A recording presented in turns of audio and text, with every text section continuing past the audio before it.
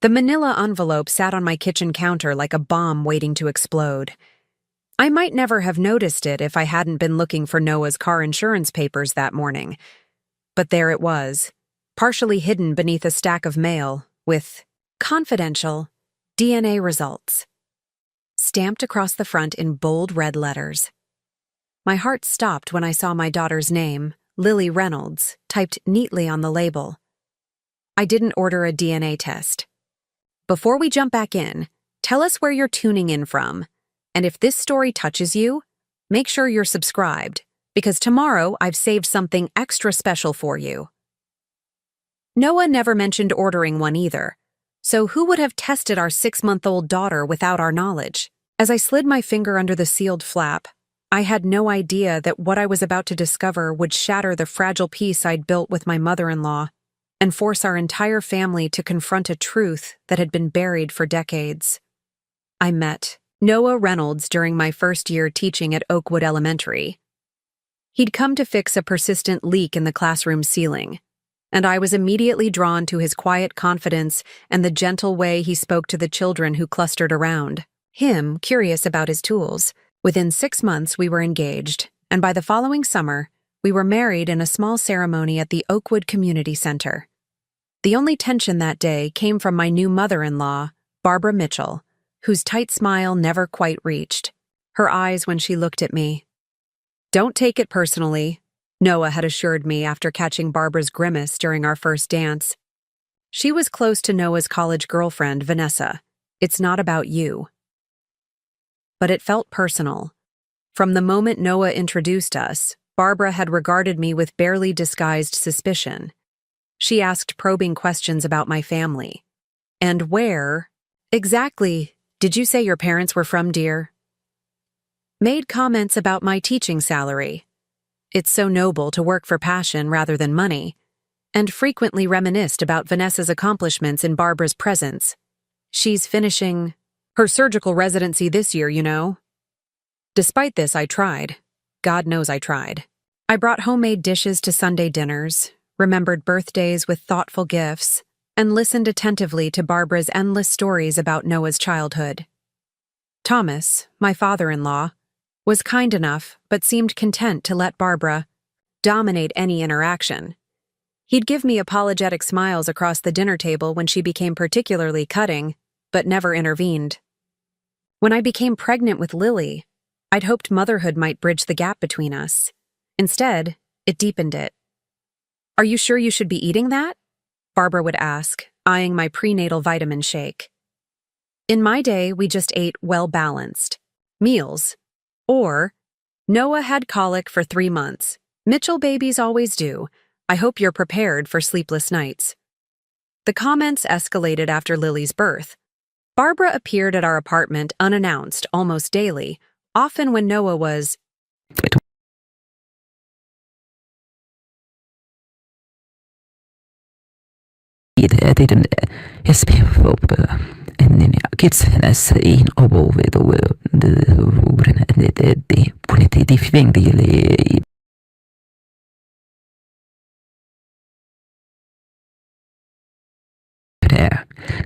She critiqued everything.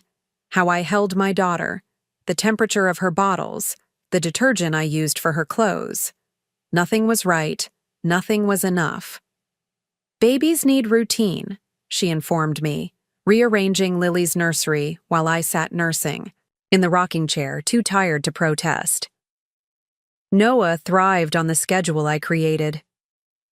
What hurt most was how she examined Lily, turning her this way and that as if searching for something. "She doesn't look like Noah did," Barbara remarked one afternoon, studying Lily's face. "Mitchell babies usually have that strong chin. And her eyes, they're so dark. Both Noah and Vanessa have blue eyes, you know. Genetics are fascinating, aren't they?" The implication hung in the air between us, unspoken but unmistakable. Noah dismissed my concerns when I finally broke down and told him how I felt. "Mom's just being mom," he said, kissing the top of my head. "She did the same thing with my cousin's kids. She thinks being a grandmother makes her an expert on everything." But it wasn't just grandmother enthusiasm. There was something calculating. In Barbara's scrutiny, something that made me hold Lily closer whenever she was around. The DNA test envelope confirmed my worst fears. I called Rachel immediately. "She had my baby tested," I said when she answered, my voice cracking. "Without permission, behind my back." "Who did?" Rachel asked, though I could tell she already knew. "Barbara, there's a DNA test envelope here with Lily's name on it." "Open it," Rachel urged. My hands trembled as I removed the papers. Charts. Graphs and scientific terminology swam before my eyes, but one section stood out in bold: probability of paternity. 99.9997%. "Noah is her father," I whispered, tears of rage and relief mingling. "Of course he is." "That witch," Rachel hissed. "Emma, you have to tell Noah." But could I? Noah adored his mother despite her flaws. He'd spent his life trying to please her, working in the family construction business instead of pursuing architecture as he'd wanted, buying a house in Oakwood when we dreamed of moving to the coast. Would he believe me? Or would Barbara twist this too, claim I was overreacting, being hormonal, trying to drive a wedge between mother and son? "I need to think," I told Rachel. "I can't just accuse her without proof." "The envelope is proof. It doesn't have her name on it. She could deny ordering it." We spoke for another hour, weighing options, making plans. By the time we hung up, I'd decided to confront Barbara directly. Alone. Without Noah. I needed to understand why she'd done this before blowing up my marriage. I tucked the results back into the envelope and hid it in my desk drawer. Then I texted Barbara, "Can we meet tomorrow? Just us. There's something important we need to discuss." Her reply came instantly. "Of course, dear. Is everything all right with Lily?" The concern would have seemed genuine to anyone else. But now I knew better. "Everything's fine," I wrote back. "Coffee corner at 10? Perfect. See you then."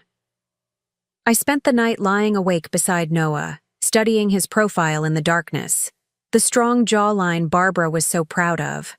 The cleft in his chin that sometimes appeared in certain light. Features I'd fallen in love with, now scrutinized through the lens of betrayal. Did he know what his mother had done? Was he part of this? I couldn't believe it, wouldn't believe it. Noah was many things, sometimes too eager to please his family, occasionally oblivious to his mother's manipulations, but he was honest. He would never have agreed to test our daughter behind my back.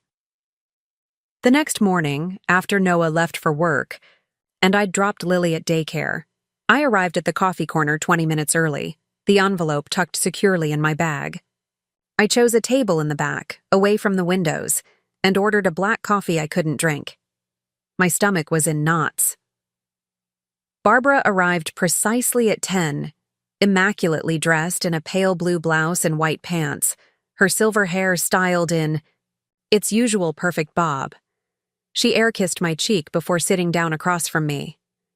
"You look tired, Emma," she said, signaling the waitress. "A chamomile tea, please." "It's excellent for stress, dear," she added, turning back to me. "Now, what's this important matter?" I placed the envelope on the table between us. Barbara's composure slipped for just a moment, a quick widening of the eyes, a slight paling of her complexion, before she recovered. "What's this?" she asked, her voice steady. "I think you know exactly what it is," I replied, fighting to keep my own voice from shaking. "What I don't know is why. Why would you test my daughter without my permission?" Barbara's fingers twitched on the table. "I don't know what you're talking about. Please don't lie to me." I pushed the envelope closer to her. "DNA results. For Lily. Tests you ordered.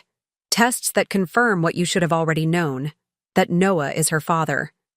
"I never—" "Stop."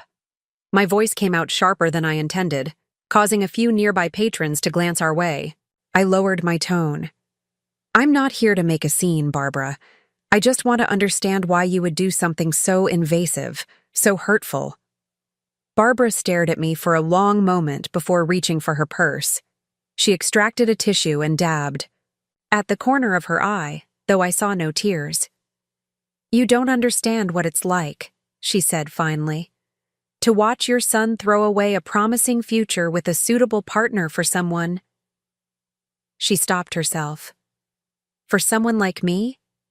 I finished for her. Someone not good enough? I didn't say that. Preparing and narrating this story took us a lot of time, so if you are enjoying it, subscribe to our channel. It means a lot to us. Now back to the story. You didn't have to. You've made it clear from day one that you think Noah could do better. But this, I tapped the envelope. This crosses every line. This is my child. Barbara's jaw tightened. I had concerns. Based on what? The fact that Lily has dark eyes? That she doesn't have the almighty Mitchell chin? Or is it simply that she came from me, and that automatically makes her suspicious? You don't understand family legacy, Barbara replied, her voice cooling. The Mitchells have certain expectations, certain obligations. Noah was raised to uphold those. And marrying me violated those expectations? Frankly, yes. Barbara's mask of politeness slipped.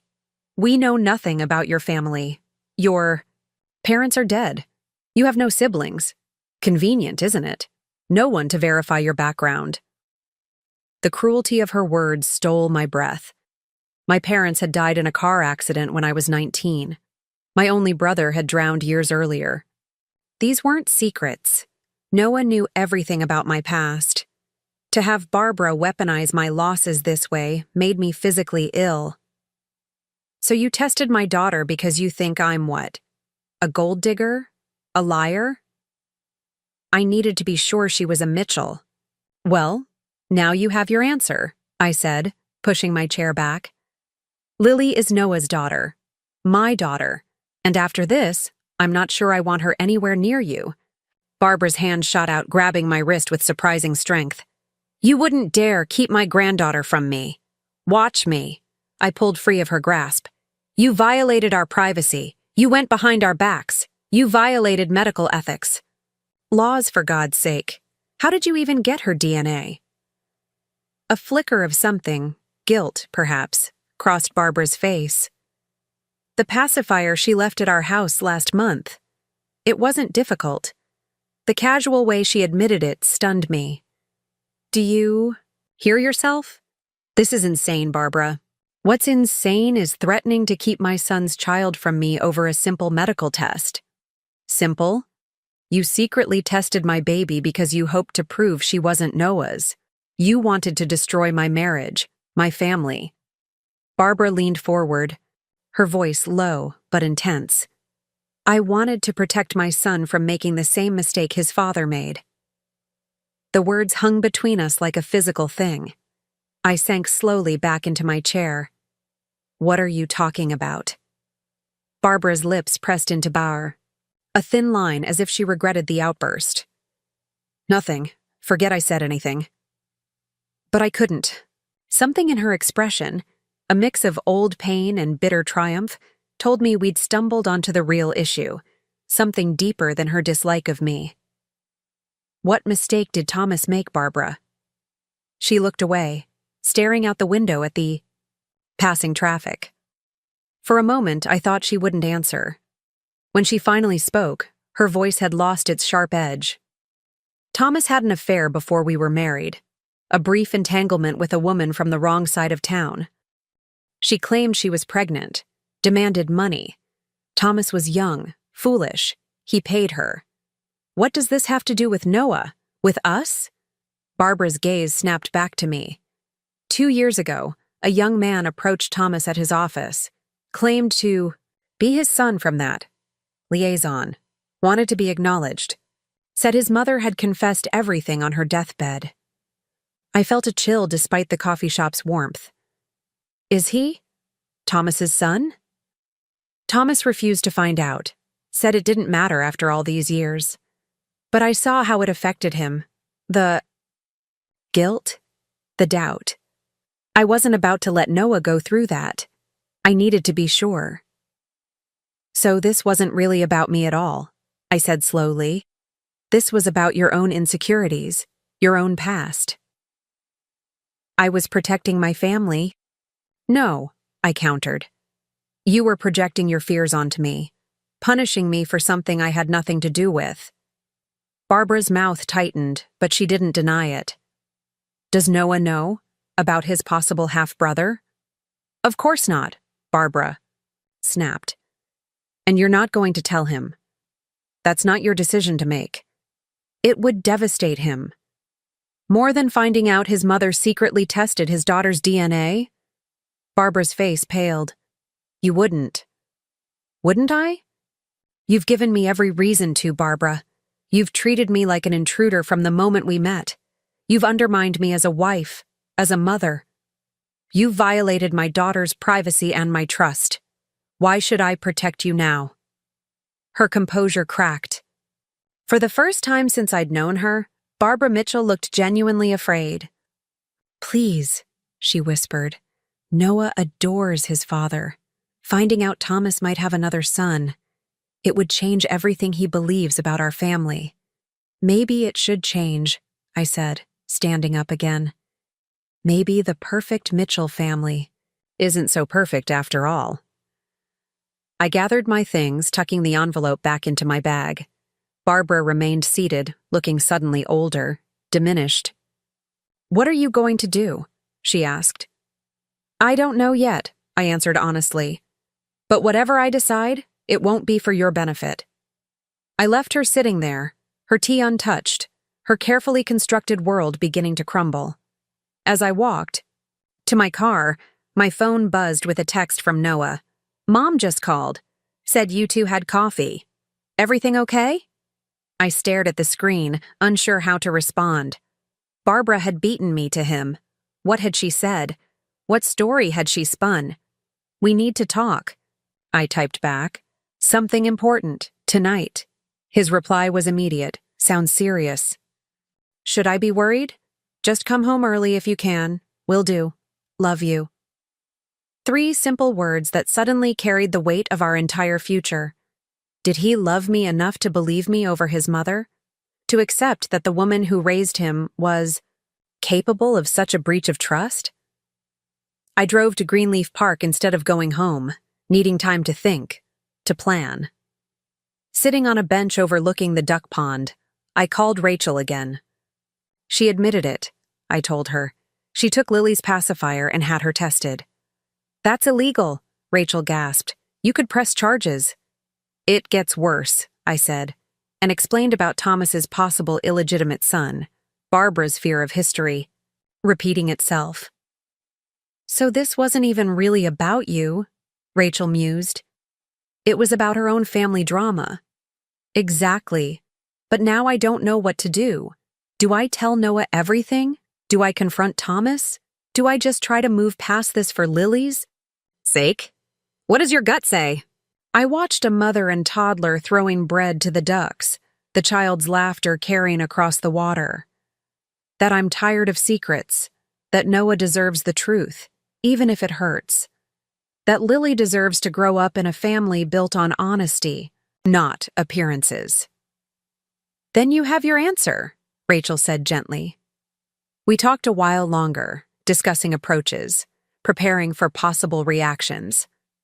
By the time we hung up, I felt steadier, more resolved. This wouldn't be easy, but nothing worthwhile ever was. On my way home, I made one more stop, at Sunrise Labs, the facility listed on the DNA test results. I needed to understand exactly what had happened, how Barbara had managed to authorize this test without parental consent. The receptionist directed me to the office of Marcus Wilson, the lab's primary technician. He was a middle-aged man with kind eyes and a serious demeanor, clearly uncomfortable when I explained who I was. I can't discuss specific tests, Mrs. Reynolds, he began. Privacy regulations. My privacy was already violated, I interrupted, placing the results on his desk. My mother-in-law had my infant daughter tested without my knowledge or consent. I need to know how that was possible. Marcus examined the paperwork, his frown deepening. This shouldn't have happened. We require consent forms signed by legal guardians for minors. Well, it did happen, so either someone forged my signature, or your lab made a serious error. He tapped a few keys on his computer, pulling up records. The order was placed by a Barbara Mitchell. She claimed to be the child's legal guardian. She's the grandmother, not the guardian. The consent form indicates. He paused, studying the screen. This isn't right. The signature doesn't match the name. It's signed Emma Reynolds, but the handwriting is. He looked up at me. Do you have ID, Mrs. Reynolds? And perhaps a sample of your signature? I showed him my driver's license and signed a blank piece of paper. He compared them to what was in the system, then sat back, face grim. This is a fraudulent submission. The signature on our form doesn't match yours. I'm deeply sorry. We should have verified more carefully. So my mother-in-law forged my signature to test my daughter. It appears so. This is a serious ethical breach on our part. I'll need to report this to management immediately. What will happen? To us? An internal investigation, possibly fines. To your mother-in-law? That depends on whether you want to pursue legal action. Did I? Part of me wanted Barbara to face consequences, to understand the gravity of what she'd done. But another part knew that legal action would devastate Noah, create a rift that might never heal. I need to think about that, I said finally. But there's something else you might be able to help me with. I explained about Thomas and the young man claiming to be his son. If I wanted to find out for sure, to help my family get closure, how would that work? Marcus considered this. Both parties would need to consent to testing, but yes, we could determine paternity conclusively. Thank you. I stood to leave, then hesitated. One more thing. The results of my daughter's test. They confirmed. My husband is her father, correct? Yes, Marcus said firmly. The probability is overwhelming. There's no question. I felt a weight lift from my shoulders. Even though I'd never doubted, having this confirmation from someone impartial somehow mattered. Mrs. Reynolds, Marcus called as I reached the door. For what it's worth, what your mother-in-law did was wrong on every level. Some people think DNA is just science, just facts. But it's more than that. It's identity, it's family, it's deeply personal. No one has the right to access that information without proper consent. His words stayed with me as I drove home to prepare for the conversation that would change everything. No one had the right, yet Barbara had taken that right, had violated our trust in the most fundamental way. By the time Noah's truck pulled into our driveway that evening, I had made my decision.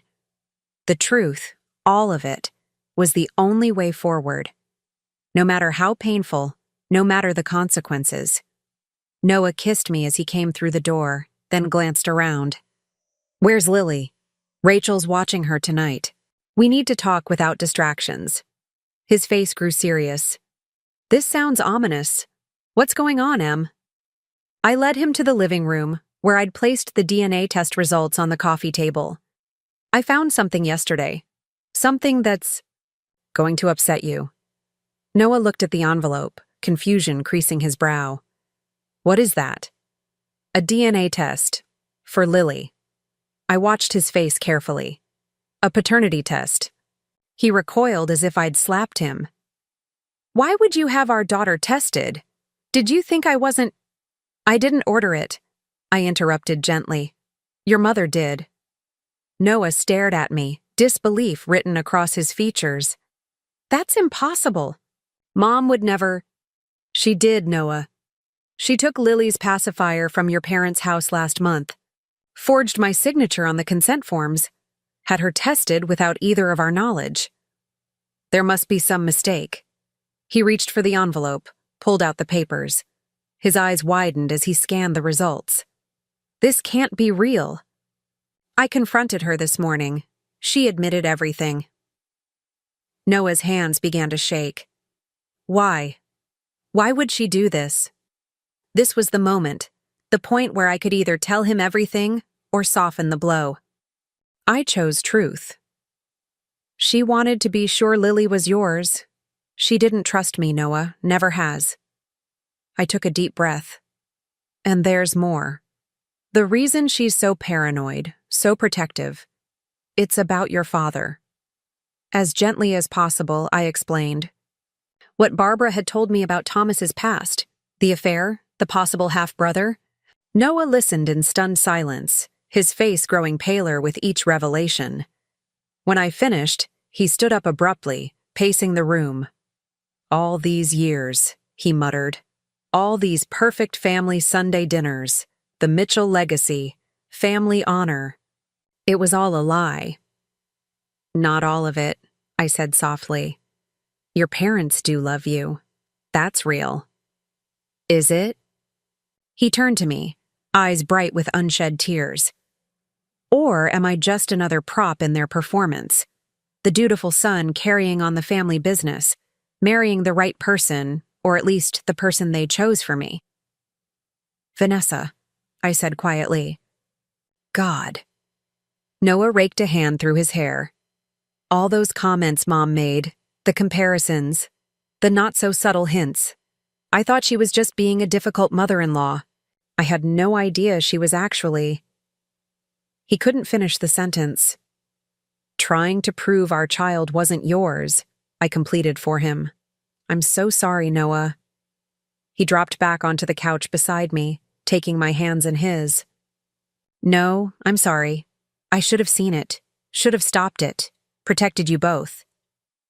You couldn't have known. I should have. The signs were there. He squeezed my hands. What do you want to do now? It was the question I'd been asking. Myself all day. I think we need space from your parents. Time to process this. And eventually, we need to talk to your father. He deserves to know about the test. And you deserve to know the truth about your possible half-brother. Noah nodded. Slowly. And legally? What Mom did. It was criminal, wasn't it? It was, I acknowledged. But pursuing that would mean courts, lawyers, public records. Do we want Lily to someday read about all this? I think your mother needs consequences, but maybe not legal ones. Then what? Boundaries. Clear, firm boundaries. And the knowledge that she nearly lost her son and granddaughter through her own actions.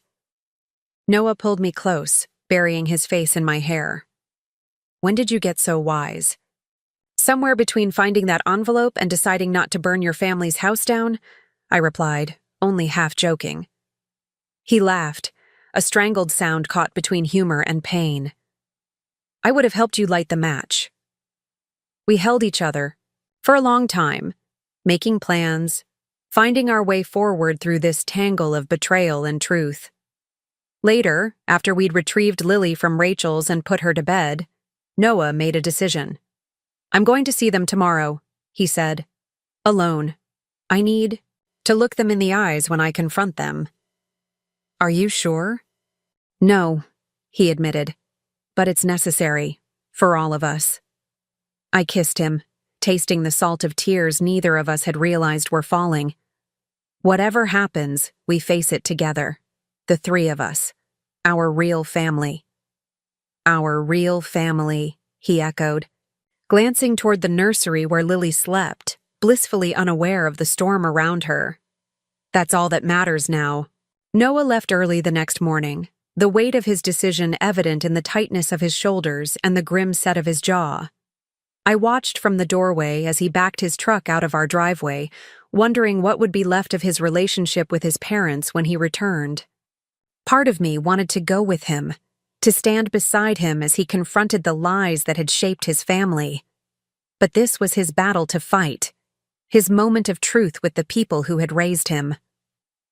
I spent the morning in a haze of anxiety, barely, noticing as Lily babbled happily in her playpen, oblivious to the turmoil her small existence had inadvertently caused. Around noon, my phone buzzed with a text from Rachel. "Any word from Noah yet?" "Nothing," I replied. Radio silence. "That's either very good or very bad. Thanks for that reassuring thought. Sorry. Want me to come over? I can bring lunch." I hesitated, torn between wanting company and needing space to process everything. "Thanks, but I think I need to be alone right now. I'll call if that changes." I tried to distract myself with housework, with Lily's feeding schedule, with mindless television, but my thoughts kept returning to Noah, to Barbara, to the conversation that might be happening at that very moment. Would Thomas deny everything? Would Barbara twist the story, paint herself as the concerned grandmother, me as the unreasonable daughter-in-law? Would Noah stand firm in the face of the people who had shaped his entire worldview? By mid-afternoon, my nerves couldn't take the waiting anymore. I bundled Lily into her car seat and drove to Greenleaf Park, hoping the fresh air and change of scenery might calm us both. The late autumn sunshine filtered through golden leaves as I pushed Lily's stroller along winding paths, nodding at other parents who passed by with their own children. How normal they looked, how untroubled. Did they all have family secrets? Hidden tests, unspoken doubts lurking beneath their peaceful exteriors. "Mrs. Reynolds?" I turned at the sound of my name, surprised to see Marcus Wilson, the lab technician, jogging along the path toward me. He slowed as he approached, his face flushed from exertion, wearing running clothes instead of his lab coat. "Mr. Wilson," I acknowledged, trying to mask my surprise. "I didn't expect to see you here." "I live nearby," he explained, gesturing vaguely toward the north end of the park. "I run here most afternoons." His eyes dropped to Lily, who was contentedly chewing on a plastic toy. "Is this your daughter?" I nodded, a strange protectiveness welling up inside me. This man knew my daughter's genetic makeup better than I did, had analyzed her DNA without my knowledge or consent. The thought made me uneasy, despite his apparent sympathy yesterday. "She's beautiful," he said sincerely. "Looks like you." "Thank you." I studied his face, wondering if he had children of his own, if he understood the visceral violation I'd felt upon discovering the test. I spoke to my husband about everything. He's confronting his parents today. Marcus winced. "That can't be easy for any of you." He hesitated, then added, "I wanted to let you know that I spoke with management yesterday after you left. We're implementing new verification protocols for all minor testing. Photo ID verification, video consent, the works. What happened with your daughter won't happen again." "I appreciate that," I said, meaning it. At least some good might come from this mess. "I also wanted to give you this." He pulled a business card from the pocket of his running shorts. "My direct line, in case you decide to pursue the other matter we discussed. Thomas's possible son." I took the card, tucking it into my jacket. "Thank you." "For what it's worth," Marcus added, "I've been in this field for 15 years. Family secrets have a way of surfacing eventually, whether we're ready for them or not. In my experience, it's better to face them on your own terms than to have them explode when you least expect it." His words echoed in my mind long after he'd continued his run, disappearing around a bend in the path. Family secrets. How many families had he seen torn apart by hidden truths? How many DNA tests had revealed unexpected connections, destroyed? Assumed relationships, created new ones from nothing? My phone rang as I was strapping Lily back into her car seat, preparing to head home. Noah's name flashed on the screen. "Hey," I answered, heart pounding. "How did it go?" His laugh was hollow. "About as well as you'd expect. Dad denied everything at first. Then he got angry. Then he admitted it might be possible. Mom cried, blamed everyone but herself. It was a mess, Em." "Are you okay?" A long pause. Not really. Can you meet me somewhere? I don't want to talk about this over the phone. Of course. Where? The old boathouse by the lake? In about an hour? I need some time to clear my head first. We'll be there. The Oakwood boathouse was where Noah had proposed 2 years earlier, on a moonlit night with the water lapping gently at the dock beneath us. It was our place, untouched by family drama, holding only good memories. I understood why he'd want to meet there, to reconnect with what was real and true between us before wading back into the murky waters of his family's deception. Lily fell asleep on the drive, and I transferred her carefully to her stroller without waking her. The late afternoon sun cast long shadows across the lake as I pushed the stroller along the weathered planks of the dock, heading toward the boathouse at the far end. Noah's truck was already parked in the small gravel lot, but he wasn't inside the vehicle. I found him sitting on a bench overlooking the water, his back to me, shoulders slumped in a posture of defeat I'd never seen before. He turned at the sound of the stroller wheels on the wooden boards, and the devastation in his eyes nearly took my breath away. "Noah," I murmured, sitting beside him, Lily's stroller positioned in front of us. "What happened?" He reached for my hand, gripping it so tightly it almost hurt. "It's worse than we thought, Em. So much worse." "Tell me," I urged gently. Noah took a deep breath, staring out at the darkening water. "Dad admitted he had an affair before marrying Mom. Said he was young, stupid, in love with a girl his parents wouldn't approve of. Her name was Eleanor Diaz. She worked at his father's country club as a waitress. When she got pregnant, his parents intervened, paid her off, made her sign an agreement never to contact him again. Like your mother said." Noah nodded grimly. "But here's where it gets complicated. Dad says he never knew for sure if the baby was his. The agreement his parents arranged prohibited any contact, any acknowledgement. He married Mom a few months later, a suitable match his family had been pushing for years. Did he love her? Your mother? He says he grew to love her. But the way he talked about Eleanor..." Noah's voice faltered. I've never heard him speak about Mom that way. With such regret. I squeezed his hand, understanding the implications. The Mitchell family legacy, the perfect marriage, the dutiful son following in his father's footsteps, all of it built on Thomas's sacrifice of the woman he truly loved. What about the man who approached him 2 years ago? The possible son? His name is Gabriel Diaz. He's 35, a music teacher in Riverside. Eleanor died of cancer 3 years ago. Before she died, she told Gabriel everything about Dad, the payoff, the agreement. Showed him the papers she'd kept all these years. He decided to find Thomas Mitchell to see if the man who might be his father would acknowledge him after all this time. And your father refused to find out for sure, I guessed. Noah nodded.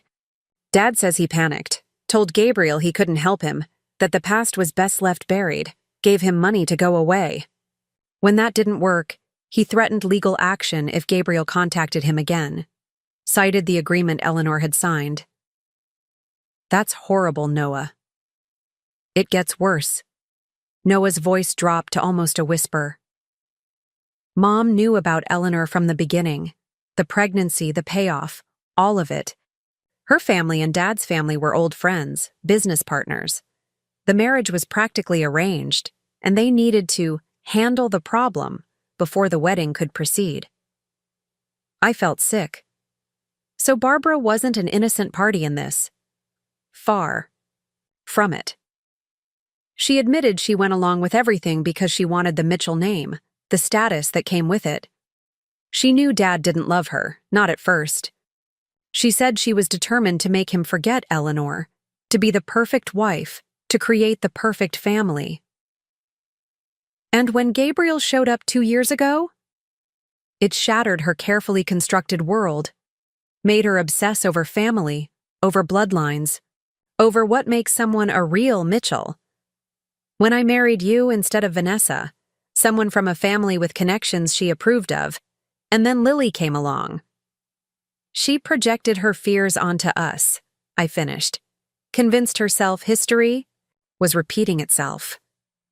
Yes, in her mind, you became Eleanor, the threat to her perfect family, and Lily. He trailed off, his voice breaking as he glanced at our sleeping daughter. Became the child she feared might not belong. I felt a surge of anger, not just for myself, but for Lily, for Noah, for Gabriel, all pawns in Barbara's desperate game to maintain her illusion of the ideal family. Noah ran a hand through his hair, a gesture of frustration I recognized well. I told them I needed time, that I couldn't process all this at once. Dad begged me not to tell anyone, especially not his father, who's still alive in that nursing home across town. Said it would kill him to know the truth had come out. And your mother? Noah's expression hardened. She tried to justify the DNA test, said she was protecting me, protecting the family. When I showed her the lab results, told her what she did was illegal, possibly criminal, she broke down, started crying about family loyalty and how you've turned me against them. Noah. Don't worry, he interrupted. I shut that down. Immediately. Told her you wanted to press charges, but I convinced you not to. That she should be thanking you for your restraint, not attacking you. Despite everything, I felt a small flicker of vindication. What did she say to that? Nothing. Just stared at me like she didn't recognize me anymore. Noah's face softened slightly. I think that's when it finally hit her, that she might lose me over this, that her actions have consequences. What do you want to do now? I asked, brushing my thumb over his knuckles. About all of it? Noah was quiet for a long moment, watching a pair of ducks glide across the lake surface. I want to meet him, he said finally. Gabriel. I want to know if he's my brother. I shouldn't have been surprised. Noah had always valued truth, even when it was painful. It was one of the things I loved most about him.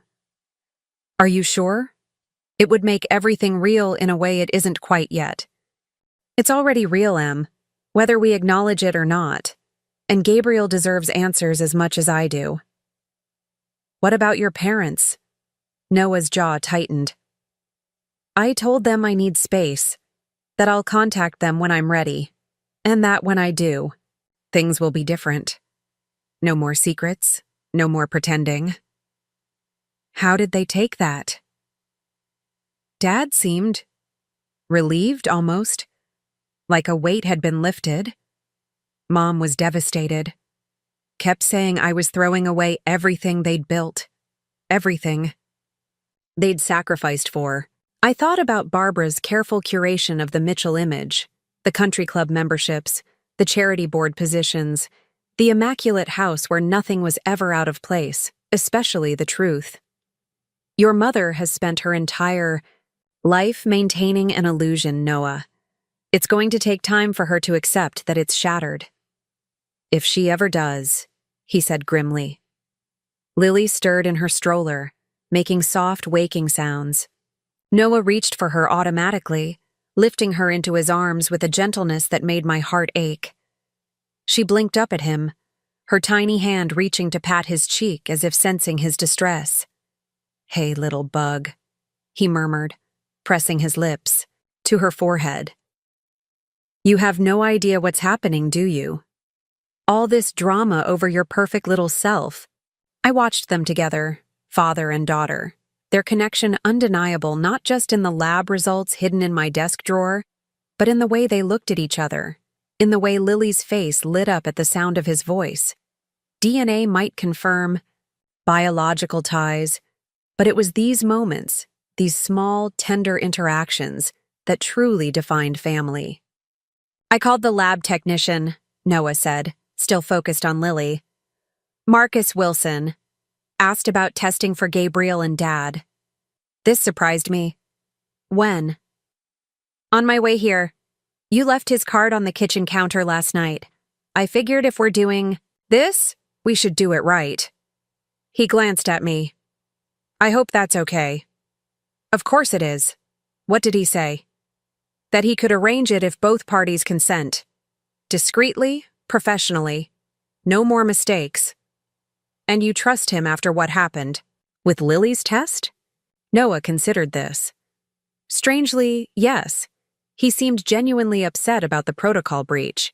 Said he's implementing new safeguards because of our case. And really, who better to handle something like this than someone who's seen firsthand how these things can go wrong? I couldn't argue with that logic. So what's next? I need to find Gabriel. The last address Dad had for him was in Riverside, but that was 2 years ago. He might have moved on. I could help you look, I offered. I'm pretty good at online research.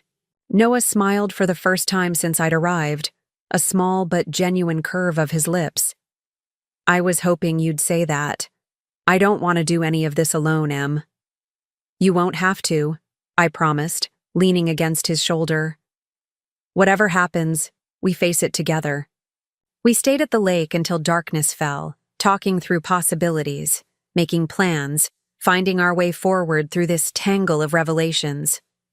By the time we headed home, Lily was asleep again, and Noah seemed steadier, more resolved. It took us 3 days to find Gabriel Diaz. He'd moved from Riverside to Carson Heights, a suburban community about 40 miles away, where he taught music at a local high school. His social media presence was minimal, but I managed to find his work email through the school's website. What do I even say to him? Noah asked, staring at the blank email draft on his laptop screen. Hey, my dad might be your dad too. Want to spit in a tube and find out for sure? Despite the tension of the moment, I laughed. Maybe something a bit more tactful. Noah rubbed his eyes, exhaustion evident in the slump of his shoulders. He hadn't slept well since the confrontation with his parents, waking from nightmares he refused to describe, lying awake for hours staring at the ceiling. I'm not good with words like you are. Help me, Em. Together, we crafted a simple, honest message that explained who Noah was, mentioned the conversation with Thomas, and expressed a desire to meet in person to discuss the situation. We deliberately avoided mentioning DNA testing, feeling that was a conversation best had face-to-face. Should I send it from my work email? Noah asked. The Mitchell construction header might give it more credibility. I shook my head. Use your personal account. This isn't about the family business. It's about you and Gabriel as people. Noah nodded, taking a deep breath before hitting send. Now we wait, I guess. We didn't have to wait long. Gabriel's reply came the next morning, a single paragraph that managed to convey both caution and hope. Noah, thank you for reaching out. I didn't expect to hear from anyone in the Mitchell family after my last interaction with Thomas. I've thought about this moment for a long time, what I would say, if given the chance. I think you're right. This conversation should happen in person. I'm free this Saturday afternoon if that works for you. There's a coffee shop called Beans and Books in Carson Heights where we could meet. Let me know. Gabriel. He sounds normal, Noah said, sounding almost surprised. Reasonable. What were you expecting? 2 heads and a forked tongue? I teased gently. I don't know. After the way Dad described their meeting, I thought he might be angry, bitter. But this sounds like someone who just wants answers, like me. We arranged to meet Gabriel that Saturday at 2 o'clock. As the day approached, Noah grew increasingly anxious, vacillating between determined curiosity and doubt about whether he was doing the right thing. What if this makes everything worse? He asked Friday night as we lay in bed, another sleepless night stretching before us. What if he's nothing like me? What if he is? What if Dad refuses the test? What if... I silenced his spiraling with a kiss. You're overthinking this. Tomorrow you'll meet him, you'll talk. That's all that has to happen right now, one step at a time. Noah pulled me closer, burying his face in my hair. When did you get so wise? Around the time I married. Mitchell, I replied, trying to lighten the mood. Dealing with your family requires advanced wisdom skills. He chuckled against my neck, his body finally relaxing. I'm sorry about all of this, Em. You didn't sign up for this level of drama. Actually, I did, I countered. For better or worse, remember? This definitely falls under worse, but we're getting through it together. Saturday dawned bright and clear, a perfect autumn day that belied the tension gripping our household. Noah changed his outfit 3 times, settling. Finally on a simple blue button-down and jeans, casual but respectful. I'd offered to come with him, but we both agreed his first meeting with Gabriel should be one-on-one. This was about the two of them, their shared history, their possible connection. Call me the second you're done, I insisted, straightening his collar one last time before he left. Or text if you can't talk. Just let me know you're okay. I will. He kissed me goodbye, then crouched to kiss Lily's head where she played on her activity mat. Wish me luck, Bug. I watched from the doorway as his truck disappeared down the street, a knot of anxiety forming in my stomach. Whatever happened, today would change things irrevocably. There would be no going back to the family dynamics we'd known before, for better or worse. Rachel arrived an hour later, bearing wine and sympathy. I figured you could use company while you wait, she explained, setting 2 glasses on the kitchen counter. And possibly alcohol. It's barely noon, I protested, though the thought was tempting. Fine. We'll wait until 1. That's practically evening. She nodded toward the baby monitor where Lily could be seen napping in her crib. How long will she be out? Another hour, probably. She was up early today. Perfect. Just enough time for you to tell me everything. I filled Rachel in on the developments of the past few days, the confrontation with Noah's parents, the search for Gabriel, today's meeting. She listened without interrupting, her expression shifting between shock, outrage, and sympathy. So, Noah might have a half-brother, she summarized when I finished. One his parents paid to keep secret for over 30 years. Essentially, yes. And Barbara tested Lily because she was paranoid about history repeating itself. That's our best guess. She hasn't exactly been forthcoming about her reasoning, beyond what she told me at the coffee shop. Rachel shook her head in disbelief. And I thought my family was dysfunctional because my mom and aunt haven't spoken since the Great Thanksgiving cranberry sauce debate of 2018. That made me laugh, which I realized I hadn't done much of lately. Perspective is everything.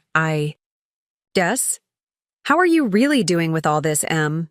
Rachel asked, her voice softening. And don't give me the I'm fine speech you've probably been giving Noah. This is me you're talking to. I sighed, the weight of the past week settling heavily on my shoulders. Honestly, I'm exhausted, angry, hurt. I keep thinking about all. Those times Barbara looked at Lily like she was searching for something wrong, all those little comments about her not having Mitchell features. She was literally looking for proof that my daughter wasn't her granddaughter. That's messed up, on so many levels. And the worst part is, even though the test proved Noah is Lily's father, I don't think it's changed how Barbara sees me. In her mind, I'm still the outsider, the threat, the Eleanor to her perfect family narrative. Screw her, Rachel said, bluntly. You're 10 times the woman she is. You didn't build your entire identity on lies and denial. No, but I married into a family that did. I traced the rim of my water glass, considering. Sometimes I wonder if we can ever move past this. If Noah and I can have a normal relationship with his parents after everything that's happened. Define normal, Rachel challenged. Because from what you've told me, normal for the Mitchells was pretty toxic to begin with. She had a point. The Mitchell family dynamic had always been built on appearances, on meeting Barbara's exacting standards, on Thomas's quiet acquiescence to his wife's vision of perfection. Was that something worth trying to salvage? Maybe not, I conceded. But I want Lily to have grandparents in her life. I want Noah to have some kind of relationship with his parents, even if it's different from before. Family is complicated, but it's still family. Rachel's expression softened. You're a better person than I am. After what Barbara did, I'd have cut her off completely. Some days I want to, I admitted. But then I think about Noah, about how much he's lost already. His idea of who his parents are, his family history, his sense of belonging. I can't be responsible for him losing them entirely. That wouldn't be on you, Em. That would be on Barbara and her actions. Maybe, but relationships aren't that simple, are they? Especially family ones. Rachel opened her mouth to respond but was interrupted by the chime of my phone. A text from Noah. Just leaving the coffee shop, a lot to process. Call you in a few minutes. My heart raced. He's done meeting with Gabriel. And? Rachel prompted. He says there's a lot to process. He'll call soon. We sat in tense silence, waiting for the phone to ring. When it finally did, I answered so quickly I nearly dropped the device. Noah, how did it go? His exhale was long and shaky. He looks like me, Em. Like, really looks like me. Same eyes, same chin, even the same way of talking with his hands when he gets animated. It's uncanny. I glanced at Rachel, mouthing, "They look alike," to her widened eyes. So you think he's really your brother? I know he is, Noah replied without hesitation. DNA test or not, there's no question. But we're going to do the test anyway, for closure, for both of us.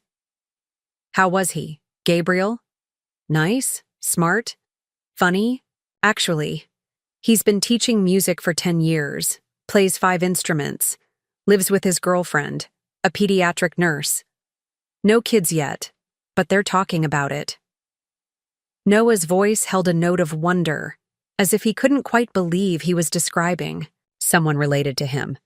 He showed me pictures of his mom, of Eleanor. She was beautiful, Em, the way he talked about her. She sounds like she was an amazing person. Did he tell you about meeting your dad? Noah's voice hardened slightly. Yeah, Dad wasn't exactly welcoming. Told Gabriel that even if the timing suggested he might be his son, there was no way to know for sure, and that pursuing it would only hurt people unnecessarily. Offered him money to go away and forget the whole thing. Did Gabriel take it? No, he said he didn't want money, just acknowledgement. When Dad refused, he decided to respect his wishes and not push harder. But he kept hoping someone in the family might reach out eventually. And now you have, I said softly. Now I have, Noah agreed.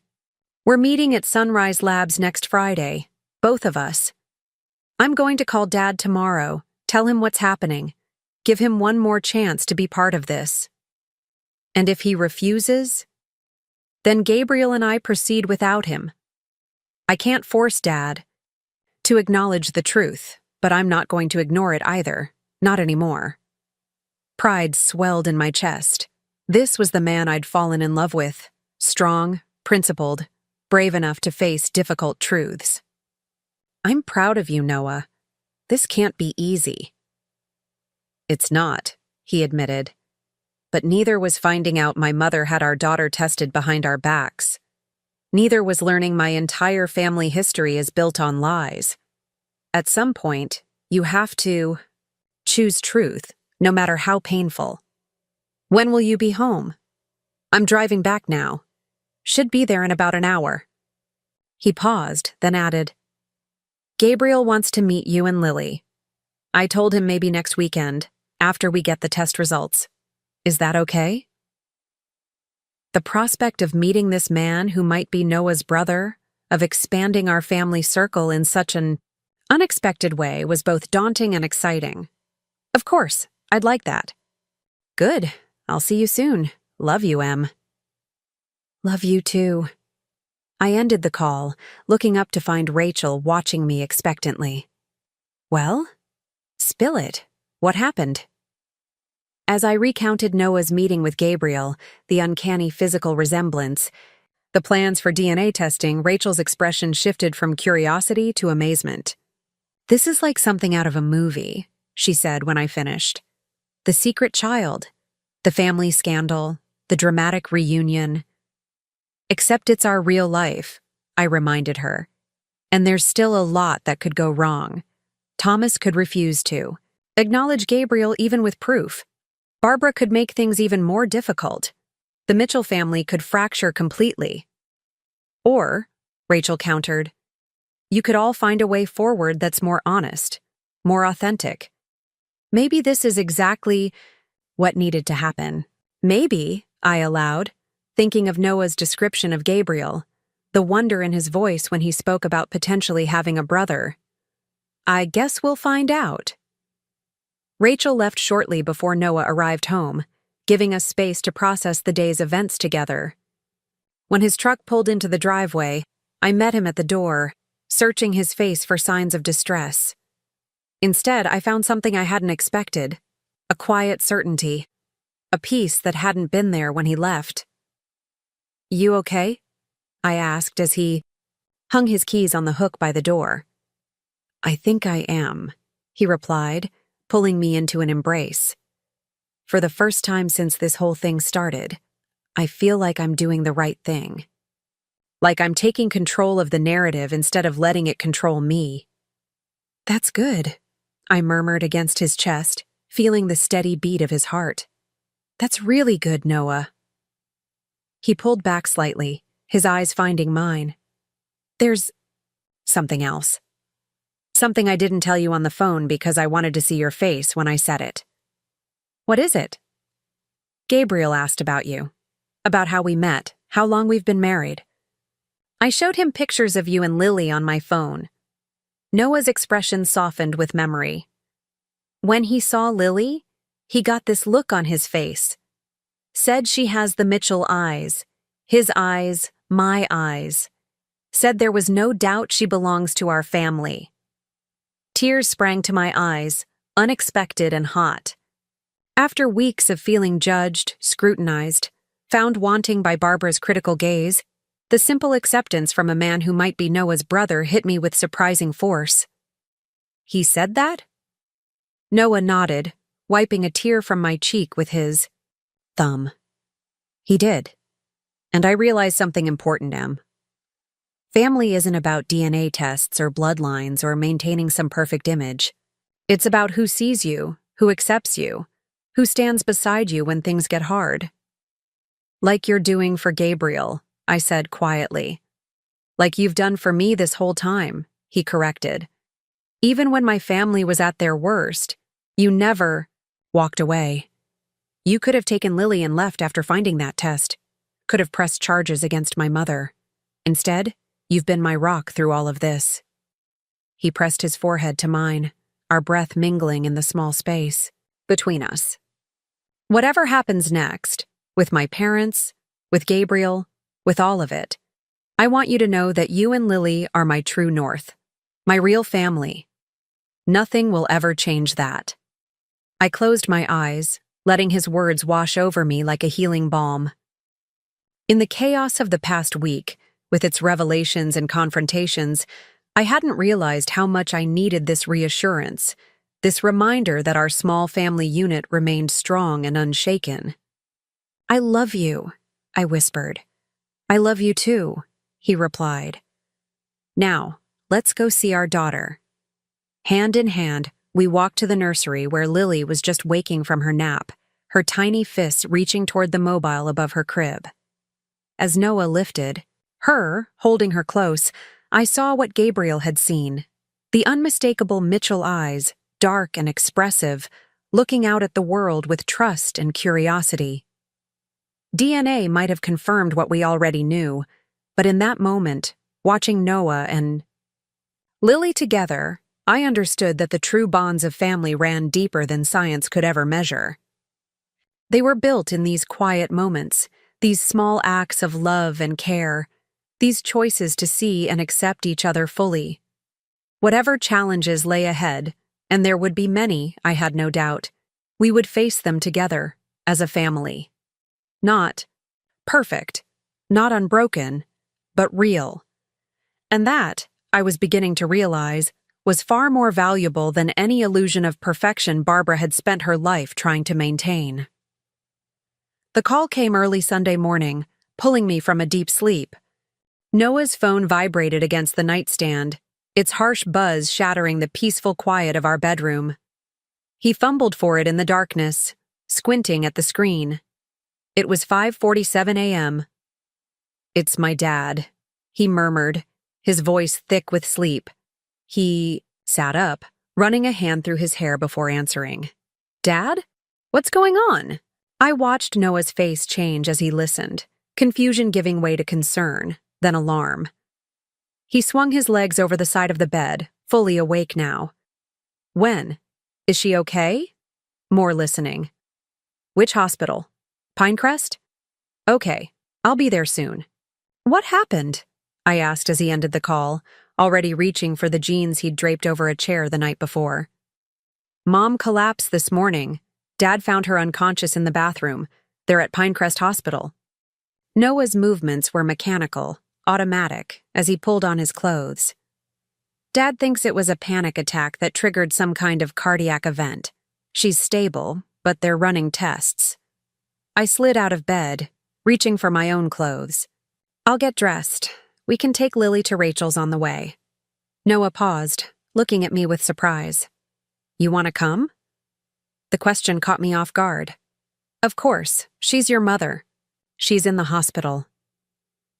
After everything she did, the DNA test, the accusations, I took his hands in mine, feeling the slight tremor running through them. "That doesn't matter right now, Noah. She's still family, still Lily's grandmother. And you shouldn't be alone for this." Relief flooded his features, followed quickly by guilt. "I don't deserve you, Em." "Yes, you do," I countered, pressing a quick kiss to his lips. "Now, let's go." Rachel answered her door in pajamas, her hair tousled from sleep, but took Lily without question when we explained the situation.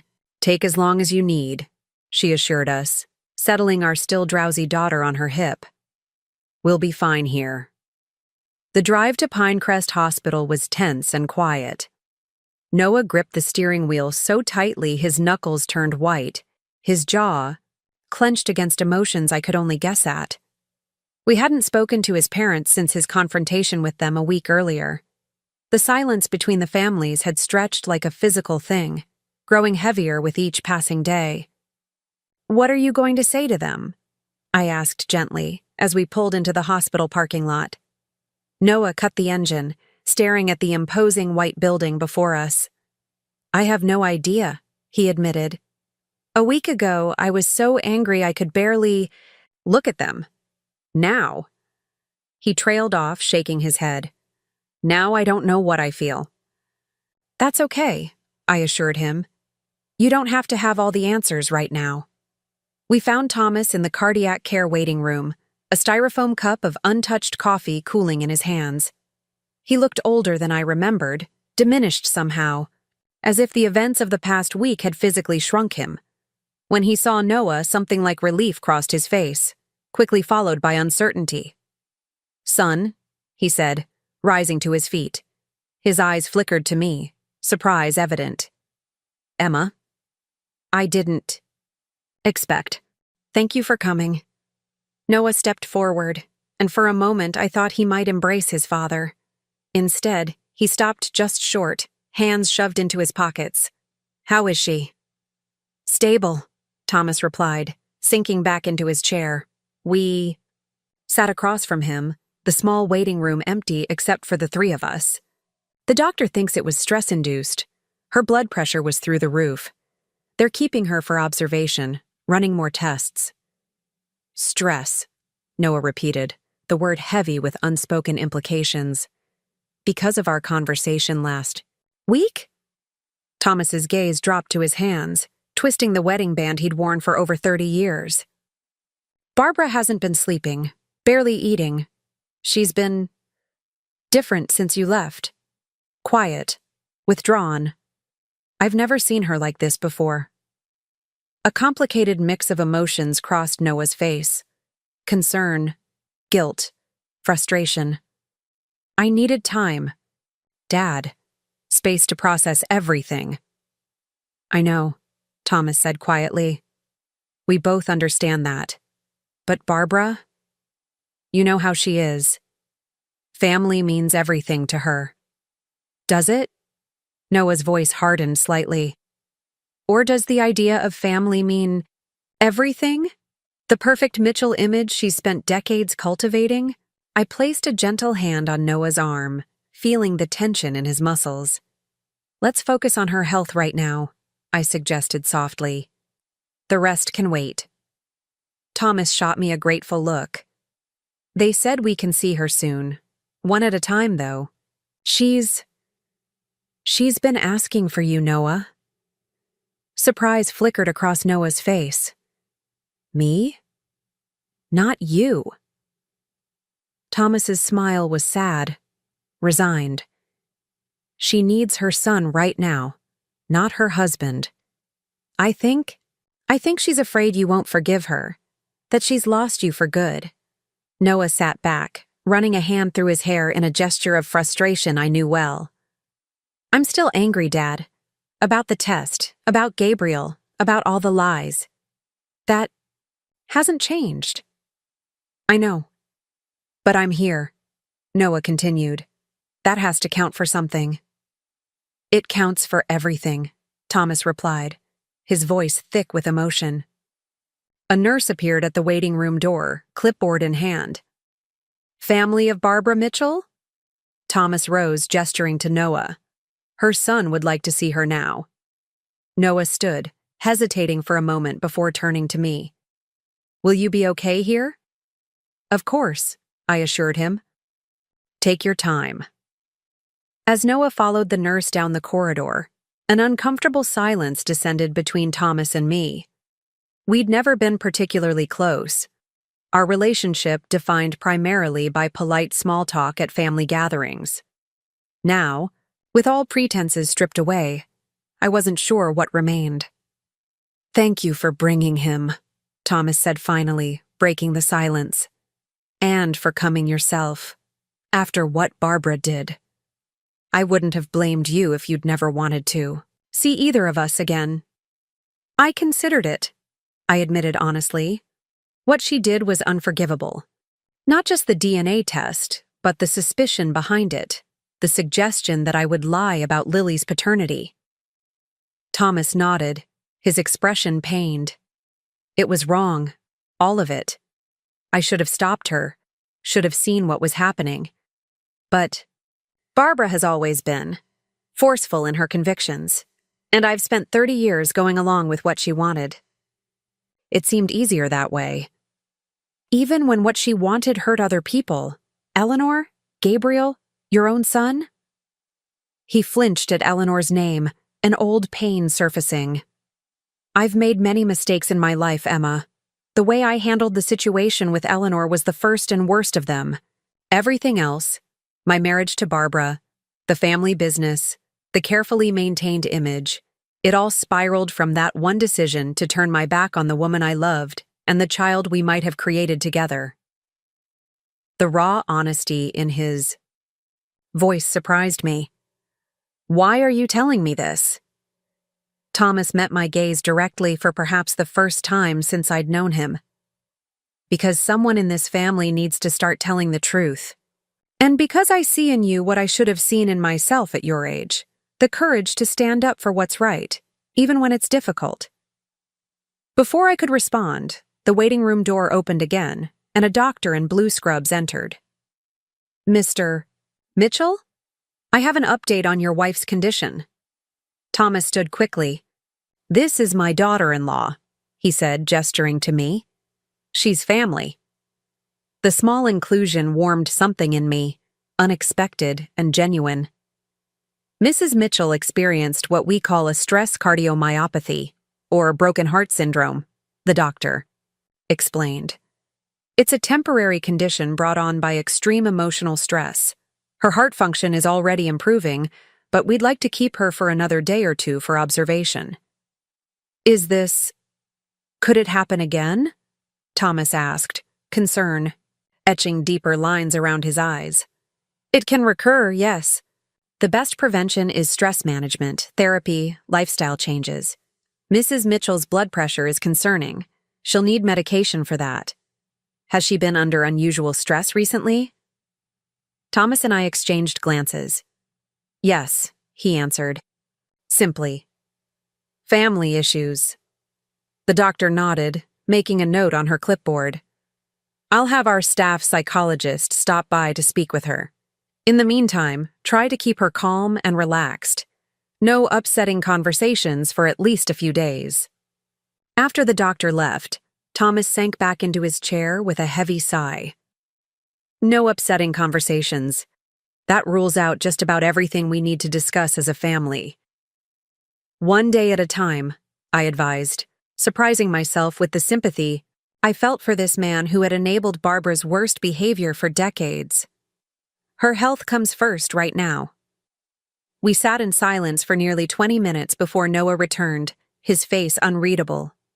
She's asking for you, Dad, he said, gesturing toward the door.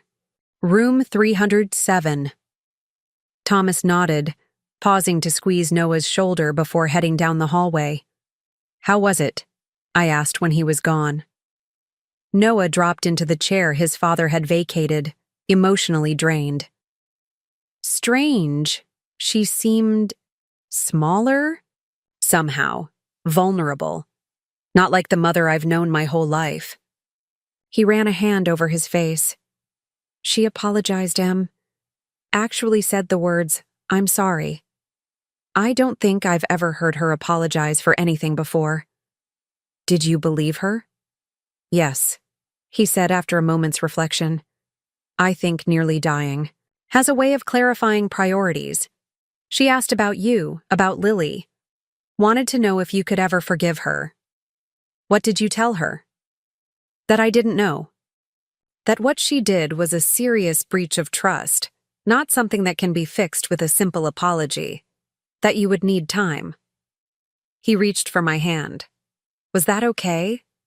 I squeezed his fingers, grateful for his understanding. It was perfect. And honest. She also asked about Gabriel. This surprised me. What about him? If I'd met him, what he was like, if we were going forward with the DNA test. Noah's expression softened slightly. I told her the truth, that I've met him, that I believe he's my brother regardless of what any test says, and that the test is happening this Friday, whether she and Dad accept it or not. How did she take that? Better than I expected. She didn't argue or try to talk me out of it, just asked if she could see a picture of him. Noah pulled out his phone, showing me the photo he'd taken with Gabriel at the coffee shop. I showed her this. She stared at it for a long time, then said something I never thought I'd hear from her lips. What? She said he has Thomas's smile and my eyes. Noah tucked the phone away, still processing the significance of her words. It's the closest she's come to acknowledging that he might actually be family. I was about to respond when Thomas returned, his eyes red-rimmed but his posture straighter, as if a decision had been made. She's asking for you now, Emma. Me? I couldn't hide my shock. Are you sure? Thomas nodded. She was very clear. Said there are things she needs to say to you directly. Noah and I exchanged glances. You don't have to go, he assured me. After everything she's done. No, I'll go, I interrupted, rising to my feet. We can't move forward without having this conversation. The short walk to Barbara's hospital room felt like miles, each step carrying me toward a confrontation. I'd been both dreading and desiring since finding that DNA test envelope. What could she possibly say that would make amends for such a profound violation of trust? What could I say in return that would be both honest and compassionate given her current fragile state? I paused outside room 307, gathering my courage before knocking softly on the partially open door. "Come in." Barbara's voice sounded weaker than I remembered, lacking its usual authoritative edge. She lay propped against white pillows, monitoring, wires snaking from beneath her hospital gown, an IV dripping steadily into her arm. Without her usual perfect makeup and styled hair, she looked older, frailer, a woman in her 60s showing every year of her age. "Emma," she said, attempting to sit up straighter as I entered. "Thank you for coming." "How are you feeling?" I asked, approaching the bed cautiously. "Physically or emotionally?" A ghost of her usual dry wit surfaced briefly. "The doctors tell me my heart is damaged but healing. As for the rest..." She gestured vaguely at the room around her. This is what happens when a lifetime of carefully constructed control finally collapses, I suppose. I remained standing at the foot of her bed, unsure how close she wanted me to be. "Noah said you wanted to speak with..." "Me." Barbara nodded, her fingers pleating the edge of her blanket nervously. "I owe you an apology. A sincere one, not the kind I've given in the past when social niceties demanded it." She met my gaze directly, her eyes clear despite the medication I knew she must be taking. "What I did was unforgivable. Having Lily tested behind your back, forging your signature, the suspicion behind it all. There's no justification for any of it." The directness of her apology caught me off guard. I'd expected excuses, qualifications, subtle attempts to justify her actions. "No," I agreed quietly. "There isn't. I won't insult you by trying to explain my reasoning. You deserve better than that." She paused, collecting herself. "What I will say is this. None of it was about you, Emma. It was about my own insecurities, my own desperate need to control every aspect of my family's narrative. Because of Eleanor," I said. "Because of what happened with Thomas. Before you were married." Something flickered in Barbara's eyes. Surprise, perhaps, that I knew the full story. "Yes. When Thomas told me about Eleanor's pregnancy all those years ago, I convinced myself that by marrying him, by creating the perfect family, I could erase that chapter of his life, of our lives." Her voice grew quieter. "But you can't erase the past, can you? It follows you, surfaces when you least expect it. When that young man, Gabriel, appeared 2 years ago, it was like watching my worst fear materialize before my eyes." "So you projected that fear onto me and Lily?" Barbara nodded, a single tear trailing down her cheek. "When Noah chose you instead of the woman I'd selected for him, history seemed to be repeating itself. Another Mitchell man following his heart instead of his family's expectations. When Lily was born with dark eyes instead of the Mitchell blue, my paranoia took over. You do realize how deeply you hurt us, I said, not as an accusation but as a simple statement of fact. How much damage you've done to your relationship with Noah, with me, with your granddaughter. I do. Her voice broke slightly. Lying. In that bathroom this morning, unable to breathe, my heart feeling like it was being crushed in my chest, all I could think was that I might die without ever making things right. Without ever seeing my son or granddaughter again. She reached a trembling hand toward me. I don't expect forgiveness, Emma. I don't deserve it. But I am truly, deeply sorry. I hesitated, then moved closer to the bed, not taking her hand, but standing near enough that she could see I was listening, truly hearing her. I appreciate that, Barbara. I really do. But trust, once broken, isn't easily repaired. It will take time, consistency, real change. I understand. She withdrew, her hand, accepting the boundary I'd set. Noah told me about the DNA test with Gabriel and Thomas. Yes, it's scheduled for Friday. Good. The words seemed to surprise us both. Barbara smiled faintly at my obvious shock. Nearly dying has a way of clarifying what matters, Emma. Family matters. Truth matters. The rest, appearances, social standing, what others think. It all seems remarkably unimportant from a hospital bed. Does Thomas feel the same way? I couldn't help asking. About Gabriel? About the test? Barbara's expression grew more complex. Thomas and I have had many conversations these past few days. Difficult ones. He's coming to terms with his past choices, with the possibility that Gabriel is his son. She hesitated, then added, he's agreed to take the test, to know for certain. This news startled me. He has? When did this happen? Last night. We talked until dawn. About Eleanor, about Noah, about you and Lily, about the people we've become versus the people we meant to be. Her gaze drifted to the window, where morning sunlight filtered through half-drawn blinds. 30 years of marriage built on an elaborate performance. What a waste. The raw honesty in her voice touched something in me. A recognition of the universal human struggle to reconcile our true selves with the personas we create for the world. Barbara had taken this dissociation to harmful extremes, but the underlying impulse was one I could understand. It's not too late, I said, surprising myself with the gentleness in my tone, to build something real. Barbara's attention snapped back to me, hope flickering across her features. Do you believe that? After everything? I considered the question carefully, wanting my answer to be truthful. I believe people can change when they have sufficient motivation, when they truly want to. A health crisis like this, it can be that motivation. And Noah, do you think he can forgive me? That's between you and him, I replied honestly. But Noah has a capacity for compassion that continually amazes me.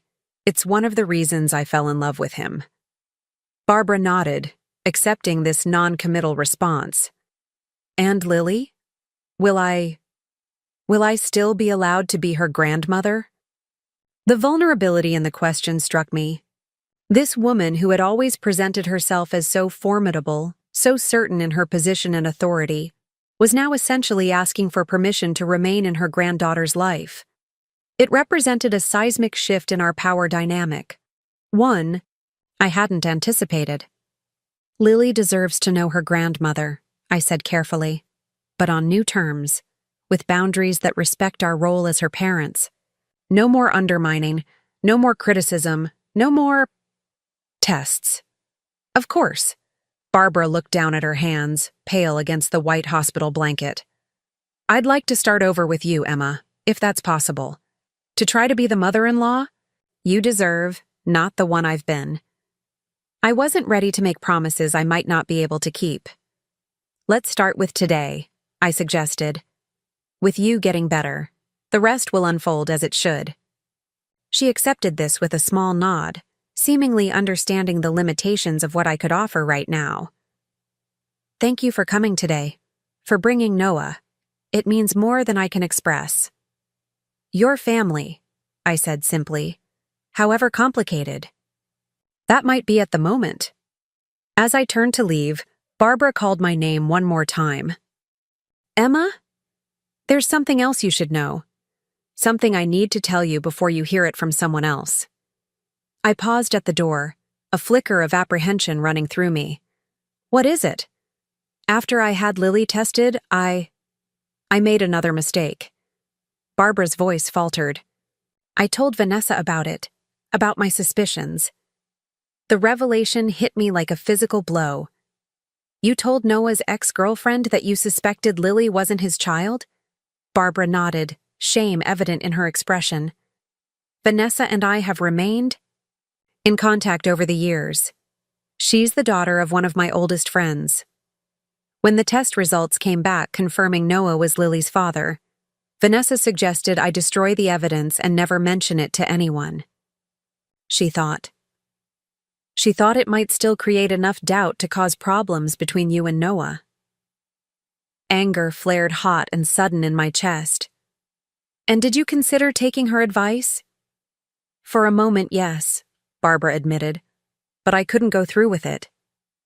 Whatever my faults, and they are many, I couldn't deliberately try to destroy my son's marriage based on what I knew to be a lie. Does Noah know about this? About you discussing our family with his ex? No. And I understand if you want to tell him. You have every right to. Barbara looked directly at me, her expression somber. I'm telling you this now because I'm done with secrets, with half-truths, with manipulations. If we're to have any chance of rebuilding this family, it has to be on a foundation of complete honesty. I stood frozen, trying to process this new information.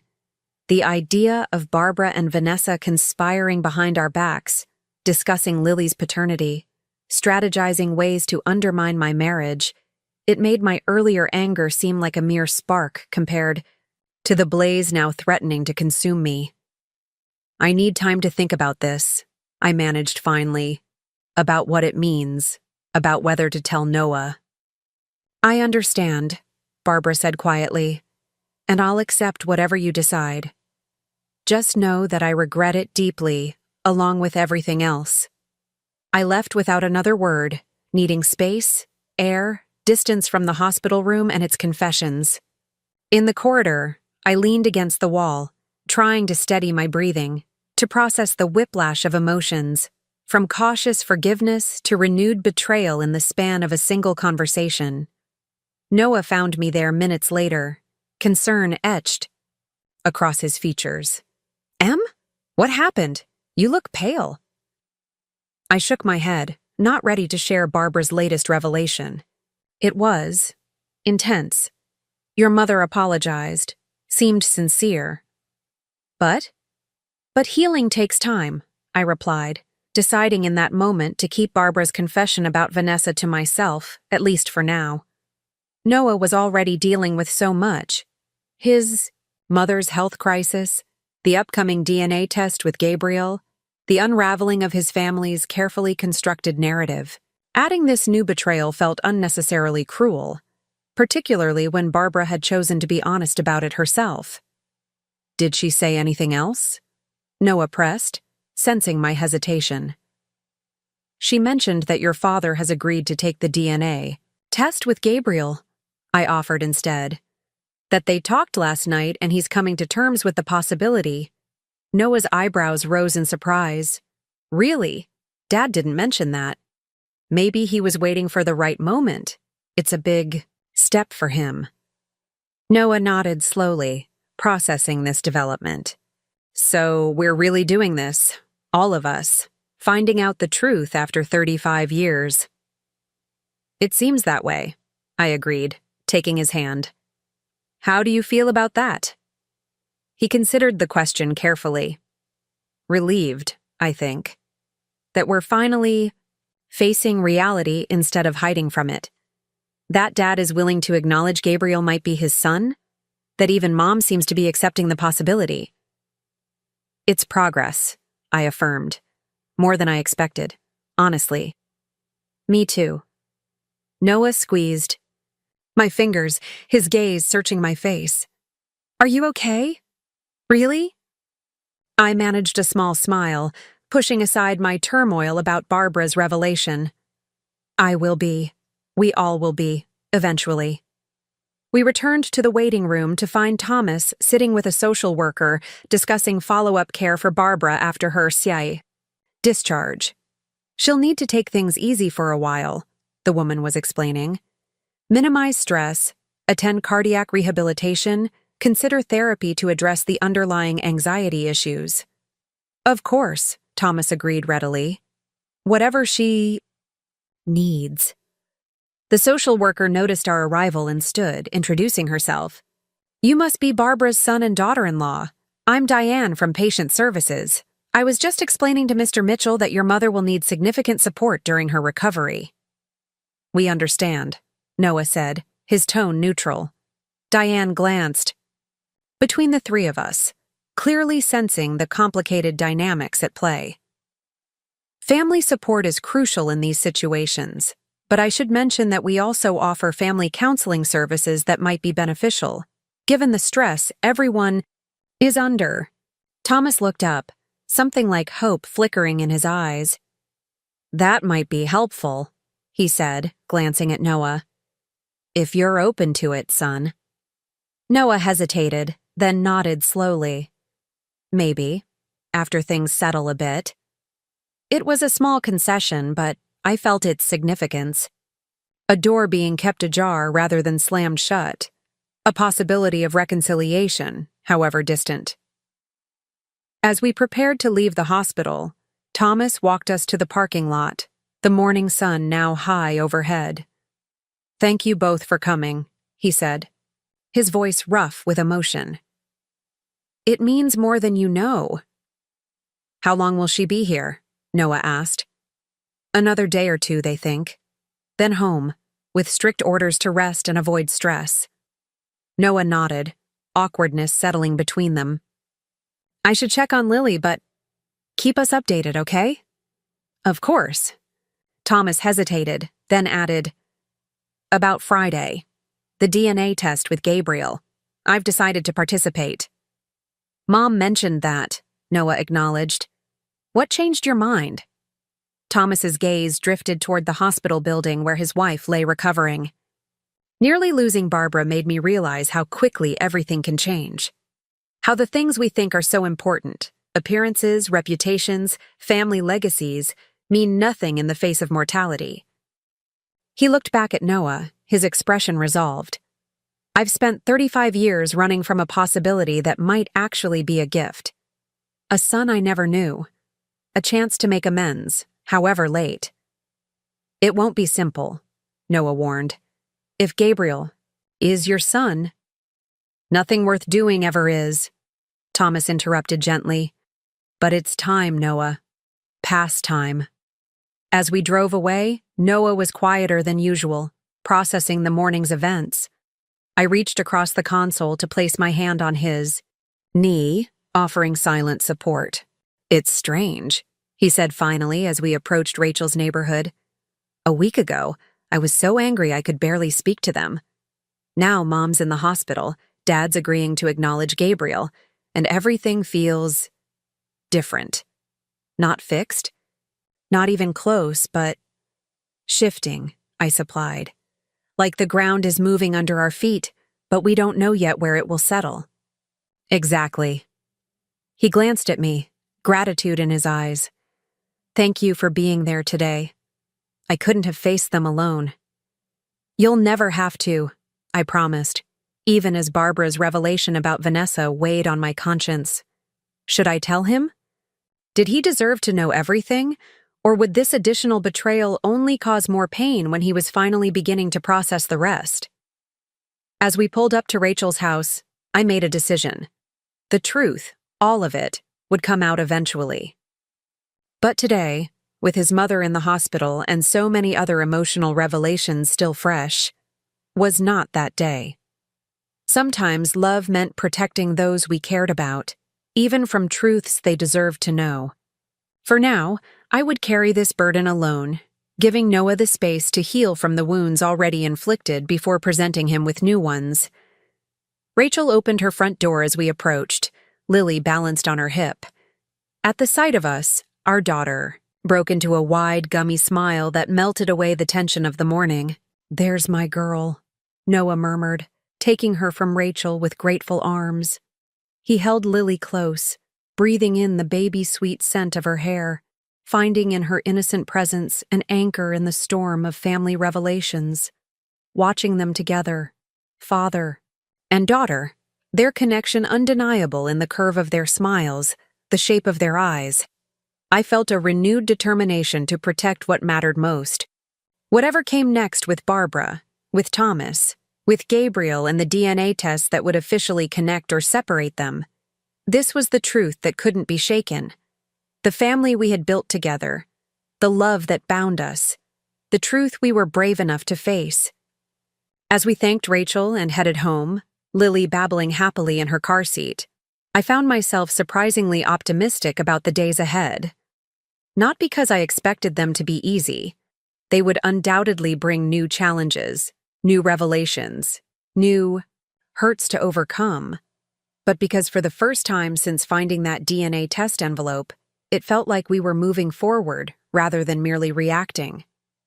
Like we were writing our own story rather than being trapped in someone else's carefully constructed narrative. The road ahead would be difficult, the conversations painful, the healing slow.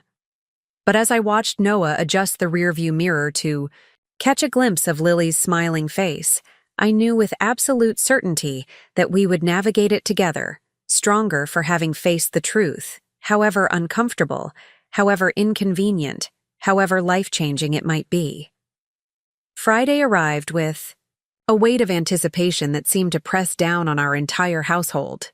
Noah had been quiet all week, alternating between checking on his mother at home and preparing mentally for the DNA test that would officially confirm what we already believed, that Gabriel Diaz was his half-brother and Thomas's son. Barbara had been discharged from the hospital on Tuesday with strict orders to rest and avoid stress, which seemed almost laughable given the circumstances. How could any of us avoid stress when the very foundation of the Mitchell family was shifting beneath our feet? I dressed Lily in a soft yellow outfit that morning, somehow feeling it important that she look her best, though she wouldn't be accompanying us to the lab. Rachel had agreed to watch her again, understanding the delicate nature of the day's events. Nervous? I asked Noah as he stood before our bedroom mirror, buttoning a crisp blue shirt I hadn't seen him wear in months. Terrified, he admitted, meeting my eyes in the reflection. Not about the test results. I already know what they'll say. But about facing Dad and Gabriel together in the same room, about what comes after. I moved behind him, wrapping my arms around his waist and resting my cheek against his back. Whatever happens, we'll figure it out, one step at a time. He turned in my embrace, cupping my face in his hands. What would I do without you, Em? Fortunately, you'll never have to find out, I replied, rising on tiptoes to kiss him softly. Now finish getting ready. We're meeting Gabriel at the lab in an hour. The drive to Sunrise Labs was tense and quiet. Noah had spoken with Thomas the previous evening, confirming the arrangements. They would meet at the lab at 10 a.m., where Marcus Wilson would personally oversee the testing process. Barbara had wanted to come, but her doctors advised against it, insisting she needed at least another week of rest before engaging in potentially stressful situations. Maybe that's for the best, Noah had said after hanging up with his father. This is already complicated enough without Mom there. I had silently agreed, though part of me wondered if Barbara's absence was truly medical necessity or convenient avoidance. Despite her hospital bed epiphanies, I wasn't entirely convinced she was ready to face the reality of her husband's other son in the flesh. Gabriel was already waiting when we arrived at the lab, sitting in a plastic chair in the sterile waiting area, looking oddly nervous and composed at once. He stood as we entered, his resemblance to Noah striking even in this clinical lighting. Same strong jawline, same expressive dark eyes, same way of holding himself with shoulders slightly back as if bracing for impact. Noah, he greeted, extending his hand. Good to see you again. His gaze shifted to me with a warm smile. You must be Emma. Noah's told me a lot about you. All good things, I hope, I replied, taking his offered hand. His grip was firm but gentle, much like Noah's. It's nice to finally meet you. More than nice, Gabriel said sincerely. I've been hoping for this day for a long time, though I'll admit I never imagined it quite like this. Noah glanced around the waiting room. Dad's not here yet? As if summoned by the mention, the clinic door swung open and Thomas Mitchell entered. He'd aged noticeably in the week since Barbara's hospitalization. More gray in his hair, deeper lines around his eyes, a slight stoop to the shoulders that had always been military straight. But his gaze was clear and direct as it moved from Noah to Gabriel, lingering on the younger man's face with undisguised emotion. "Gabriel," he said, his voice barely above a whisper, You look so much like her." The simple acknowledgement, the first time Thomas had openly admitted seeing Eleanor and Gabriel, seemed to catch everyone off guard, particularly Gabriel himself, whose composed expression faltered momentarily. "My mother kept a picture of you," he replied after gathering himself, "on her nightstand until the day she died, even after she married my stepfather. She never let me forget where I came from." Thomas flinched slightly, the words clearly striking a nerve. "I'm sorry," he said, though whether he was apologizing for the past or for Gabriel's loss wasn't entirely clear. The awkward tableau was broken by the appearance of Marcus Wilson, his professional demeanor a welcome buffer against the emotional undercurrents swirling in the small waiting room. "Good morning," he greeted, eyes moving between the four of us. "I have a private room prepared for the testing process, if you'll follow me." We were led to a conference room that had been converted for the occasion, clinical supplies arranged neatly on a central table, consent forms stacked in precise piles. Marcus gestured for us to sit, his manner gentle but efficient. "Before we begin, I want to make sure everyone understands what will happen today," he explained. "We'll be collecting DNA samples via cheek swabs from Mr. Mitchell and Mr. Diaz. The analysis process typically takes several business days, but given the unique circumstances, I've arranged for expedited processing. We should have results by Monday morning." "That fast?" Gabriel asked, surprise evident in his voice. Marcus nodded. "Modern DNA testing has advanced significantly, and as I mentioned to Mrs. Reynolds previously, our lab is implementing new protocols to ensure the highest standards of consent and verification." He glanced at me, a subtle acknowledgement of our shared understanding. "What exactly will the results tell us?" Thomas asked, his hands clasped tightly on the table before him. "The test will determine the probability of paternity with extremely high accuracy," Marcus explained. "If you are indeed Gabriel's biological father, the probability indicator will be 99.9% or higher. There's essentially no room for error or misinterpretation."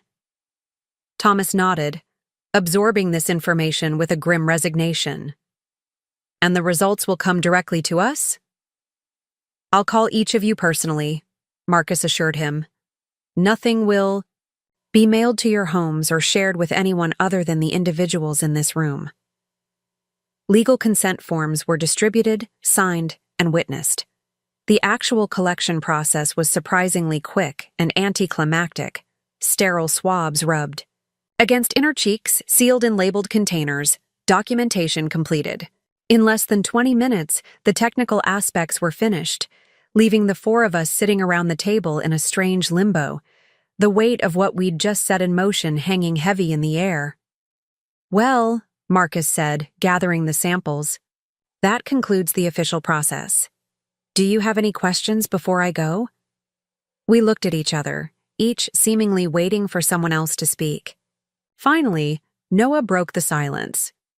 "What happens after we get the results? Legally, I mean. If they confirm what we already suspect?" Marcus considered the question carefully. "That's entirely up to you as a family. The test results themselves have no automatic legal implications. They don't create or negate inheritance rights, don't establish legal relationships beyond confirming biological connection. What you choose to do with the information is a personal decision." "Thank you," Thomas said quietly, "for your discretion, for handling this professionally." "Of course," Marcus nodded respectfully. "I'll leave you to talk privately. Just let the receptionist know when you're finished with the room." After he left, silence descended again, thick and uncomfortable. Gabriel studied his hands. Noah watched Gabriel. Thomas stared at a point. on the wall just above his possible son's head, and I observed them all, struck by the physical similarities that seemed more pronounced with each passing minute. "So," Gabriel said finally, breaking the tension, "I guess we wait until Monday." "Yes," Thomas agreed, then hesitated before adding, "But perhaps we don't need to wait to begin, getting to know each other." The suggestion hung in the air, unexpected and tentative. Gabriel's eyebrows rose slightly. "What did you have in mind?" Thomas glanced at Noah, seemingly seeking support. "I thought perhaps we might have lunch, the four of us. Nothing formal, just a chance to talk outside these clinical walls." Noah looked surprised but nodded slowly. "I'd like that, if Gabriel's willing." Gabriel studied Thomas's face, searching for something, sincerity perhaps, or traces of his own features reflected back at him. "There's a cafe across the street," he suggested finally. "They make decent sandwiches." It wasn't enthusiastic. Acceptance, but it wasn't rejection either. Thomas seized the opening with visible relief. "Perfect, shall we?" The cafe was busy with the Friday lunch crowd, but we managed to find a table in a quiet corner, away from the main hubbub. Ordering food created a momentary distraction, something concrete and normal to focus on amidst the surreal circumstances. "Noah said you teach music," Thomas ventured once the server had left with our orders. Gabriel nodded, turning his water glass slowly between his fingers. 15 years now, high school level. I also give private piano lessons on weekends." Piano was Eleanor's instrument, Thomas said softly, the memory clearly surfacing unbidden. She played beautifully, classical mostly, but she could improvise. Jazz like you wouldn't believe. Gabriel's expression softened, hungry for these small details about the mother he'd lost. "She taught me to play when I was 5, said I had her hands." Thomas glanced down at Gabriel's fingers, long and elegant, currently wrapped around his water glass. "You do," he confirmed, his voice thick with emotion. "Exactly her hands." Noah watched this exchange with a complex expression, part fascination, part pain, part wonder. "Did she ever talk about what happened between you two?" he asked his father carefully. Thomas closed his eyes briefly, gathering himself. "I imagine she told Gabriel her side of things." "Some," Gabriel acknowledged. "That you met at the country club where she worked, that your families didn't approve, that when she told you about the pregnancy, you initially promised to stand by her, then disappeared instead." Thomas flinched visibly at this characterization. It wasn't quite that simple." "It never is," Gabriel replied, not unkindly. "Mom didn't paint you as a villain if that's what you're worried about. She said you were young, caught between love and duty, that your family had tremendous influence over you." "They did," Thomas admitted, "but that's no excuse for my choices. I should have been stronger, should have fought for her, for you." "Why didn't you?" The question came from Noah, his tone genuinely curious rather than accusatory. "You've always taught me about Mitchell family values, about doing the right thing no matter the cost. Was abandoning Eleanor and her baby really the right thing?" Thomas looked at his son, his acknowledged son, the one he'd raised, with naked regret. "No, it was the expected thing, the convenient thing, the thing that preserved family harmony, and business connections and social standing. But right? No. It was the greatest moral failure of my life, and I've been paying for it every day since." "How?" Gabriel asked, leaning forward slightly. "How have you been paying for it?" Thomas met his gaze directly for perhaps the first time. "By living a half-life. By knowing I betrayed the woman I truly loved, and the child we created together. By watching my parents go to their graves, never knowing they had another grandson. By building a marriage on a foundation of obligation rather than love." The raw honesty of this confession seemed to stun us all into silence. Our food arrived, creating another welcome distraction, though none of us seemed particularly hungry anymore. "Mom never stopped loving you," Gabriel said finally, poking at his sandwich without eating it. "Even after marrying Richard, my stepfather, she kept your picture, told me stories, made sure I knew who you were, what you looked like." "She married?" Thomas asked, his voice carefully neutral.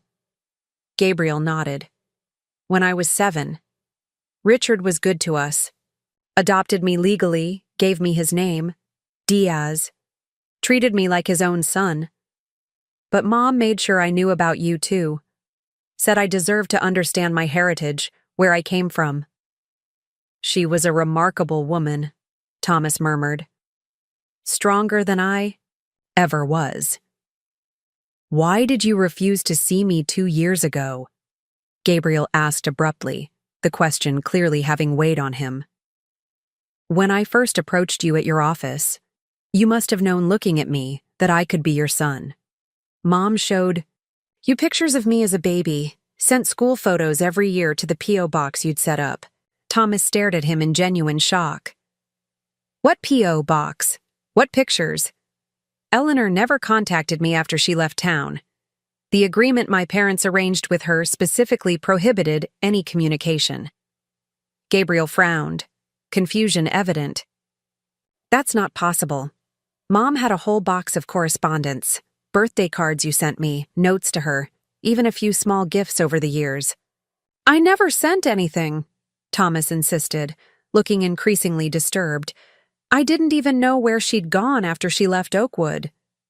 Noah and I exchanged glances, both recognizing the implications simultaneously.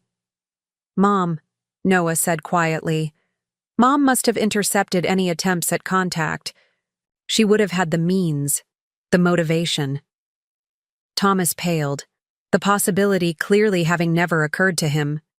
Barbara wouldn't. She couldn't have. "Wouldn't she?" Noah challenged gently. "She had Lily tested behind our backs, 35 years after the fact. How far would she have gone to protect her new marriage from Eleanor's intrusion?" Gabriel was watching this exchange with growing comprehension. "You really didn't know," he said to Thomas, a statement rather than a question. "All these years, you thought she'd just disappeared with the settlement money, never to be heard from again." "That's what I was told," Thomas confirmed, his voice hollow. "That she'd signed the agreement, taken the payment, and wanted nothing more to do with me or the Mitchell family. I tried to find her, about a year after marrying Barbara, but the private investigator I hired came back empty-handed. Said she'd moved west somewhere, left no forwarding address. She was in Riverside," Gabriel said. "Less than 50 miles. From here. For 35 years, raising your son practically in your backyard." The implications of this revelation hung heavy in the air between us. Thomas looked physically ill, as if decades of assumptions and rationalizations were crumbling. Simultaneously, "The letters," he said suddenly, turning to Noah. "In your mother's desk. The locked drawer she never let anyone touch. I always assumed it was just her personal correspondence, family mementos. But what if? You think she kept Eleanor's letters?" Noah asked, following his father's train of thought. "The ones intended for you?" "It would explain a lot," Thomas admitted. "Barbara's obsession with family image, her paranoia about history repeating itself, her reaction when Gabriel appeared 2 years ago." He turned back to Gabriel, his expression stricken. "I need you to know that if I'd received any communication from your mother, if I'd known where you were, if I'd had any real confirmation that you were my son—" "You'd have what?" Gabriel interrupted, his composure finally cracking.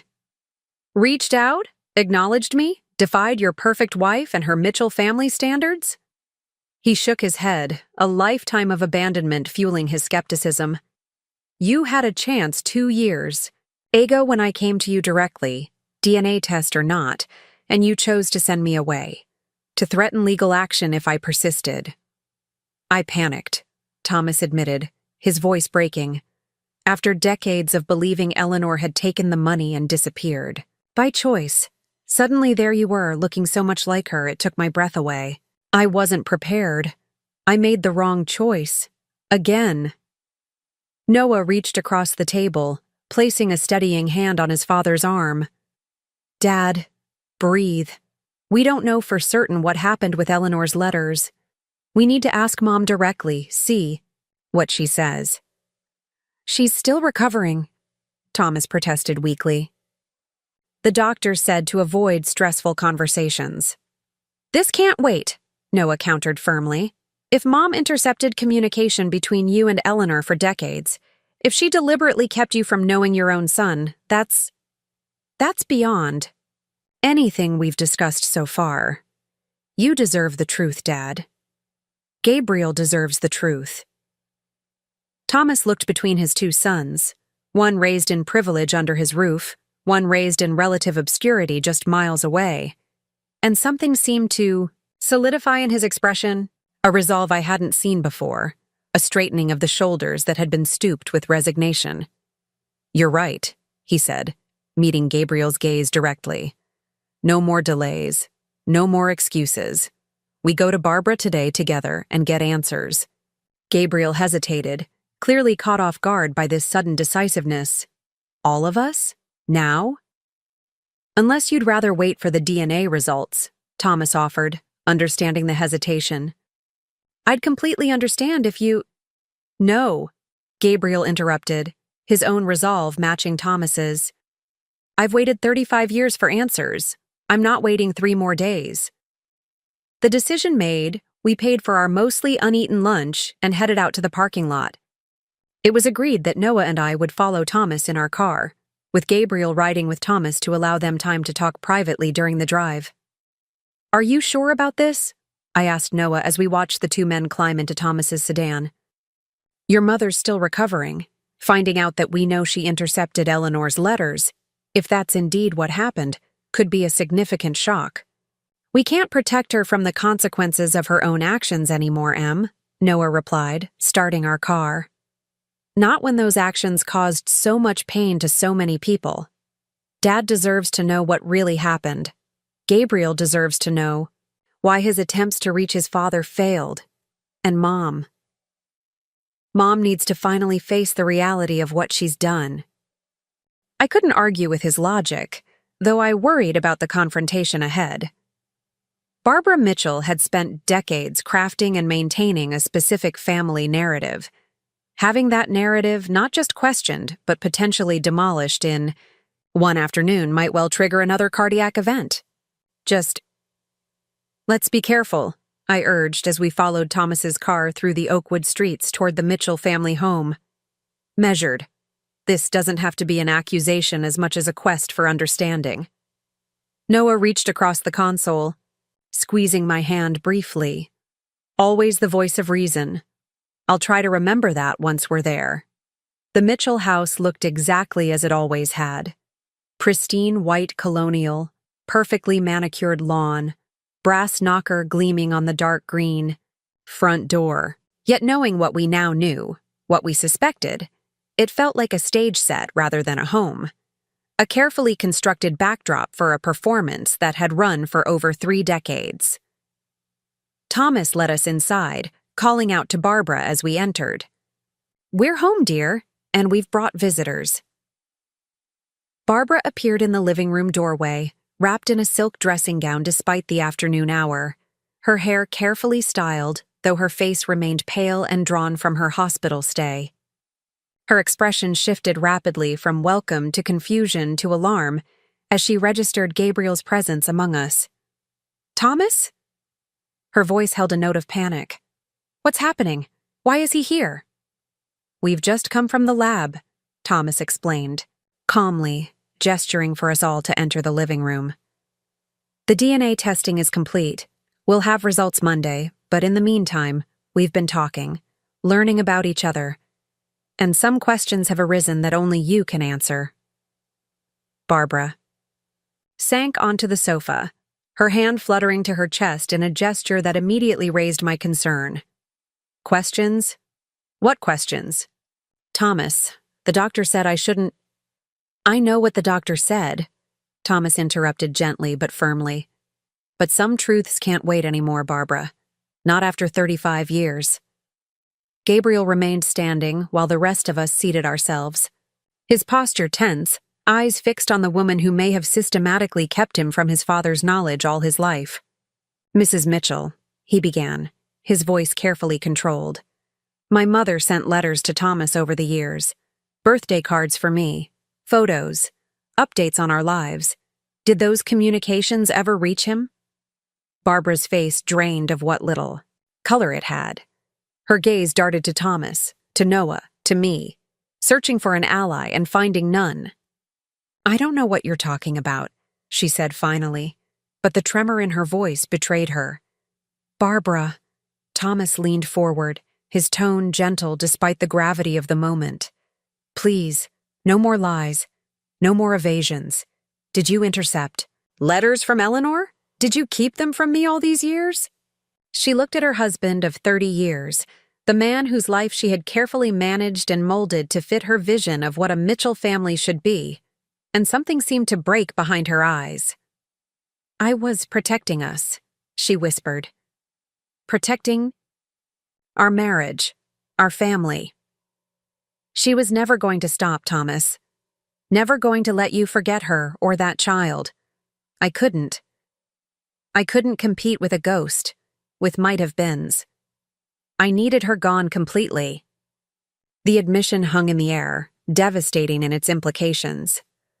Thomas closed his eyes briefly, absorbing the blow. How did you do it? How did you even know she was trying to contact me? The P.O. box, Barbara admitted, her voice growing stronger as the secret finally emerged. You weren't the one who set it up after she left. I was. Through the family attorney. Made sure all communication from her would go there instead of to our home. I checked it regularly for years, intercepted everything. The letters, the cards, the photos. I kept them all. Where? Thomas demanded, anger finally coloring his tone. Where are they? Barbara hesitated, then gestured weakly toward a cherrywood secretary desk in the corner of the room. The bottom drawer, behind the false panel. The key is in my jewelry box, the small silver one. Noah moved to retrieve the key while Thomas continued questioning his wife. All these years I believed she had taken the money and disappeared. That she wanted nothing more to do with me. That she'd never tried to contact me about her child, our child. She took the money, Barbara insisted, a flash of her old defensiveness surfacing. She cashed the check my family's lawyer gave her. She agreed to the terms. She was 18 years old, Thomas erupted, his control finally slipping. Pregnant, abandoned by the man she loved, confronted by hostile lawyers representing powerful families. What choice did she have? Gabriel watched this exchange with a strange detachment, as if observing characters in a play rather than real people whose actions had shaped his entire existence. She kept her part of the bargain, he said quietly. Never approached Thomas. Directly. Never created a scandal. Never demanded more money. She only wanted him to know I existed. To know we were okay. Noah returned with the key, moving to the secretary desk and locating the hidden compartment Barbara had described. Inside was a large, flat box, aged but carefully preserved. He brought it to the coffee table, setting it between Thomas and Barbara like a physical manifestation of the lies that had defined their marriage. Open it, Barbara said, her voice resigned. It's time. Thomas lifted the lid with trembling hands. Inside, neatly organized and preserved in clear plastic sleeves, were dozens of letters, cards, and photographs spanning decades. Eleanor as a young mother holding infant Gabriel. Gabriel's school pictures year by year, handwritten notes in a flowing feminine script, birthday cards signed, Your son, Gabriel, in progressively more mature handwriting. Oh my God, Thomas whispered, lifting out a small baby shoe preserved in tissue paper. A note attached read simply, His first step, Thought you might want a memento. Mine. Gabriel moved closer, peering at the collection with undisguised emotion. She told me she sent these. I never knew if you received them, if you cared, if you even opened them. I never saw any of this, Thomas said, his voice breaking. Not one letter, not one photo. He turned to Barbara, 30 years of betrayal evident in his expression. How could you? How could you keep this from me? I did what I thought was necessary, Barbara replied, tears tracking silently down her cheeks. I was 23, Thomas, about to marry a man I knew loved someone else, someone who had given him a child I wasn't sure I could ever provide. What would you have done in my position? Not this, he said simply. Never this. Noah had been silently examining the contents of the box, lifting out letters and photographs with careful hands. There's something else, he said, extracting a thick envelope from the bottom of the box. More recent, postmarked 2 years ago. Gabriel straightened, recognition dawning. After Mom died, I wrote to Thomas, sent it to the same P.O. box she'd always used. Explained who I was, included recent photos, asked if we could meet. I never received it, Thomas said, casting an accusing glance at his wife. Barbara's defiance crumbled entirely. By then it was habit, she admitted. 33 years of protecting our family from this very moment. I couldn't stop, couldn't let it all fall apart after so long. So, when Gabriel appeared at my office 2 years ago, seemingly out of nowhere, I knew exactly who he was. Barbara finished for him. I'd watched him grow up through those photos, seen Eleanor in his features, and yes, seen you too, Thomas. There was never any doubt in my mind.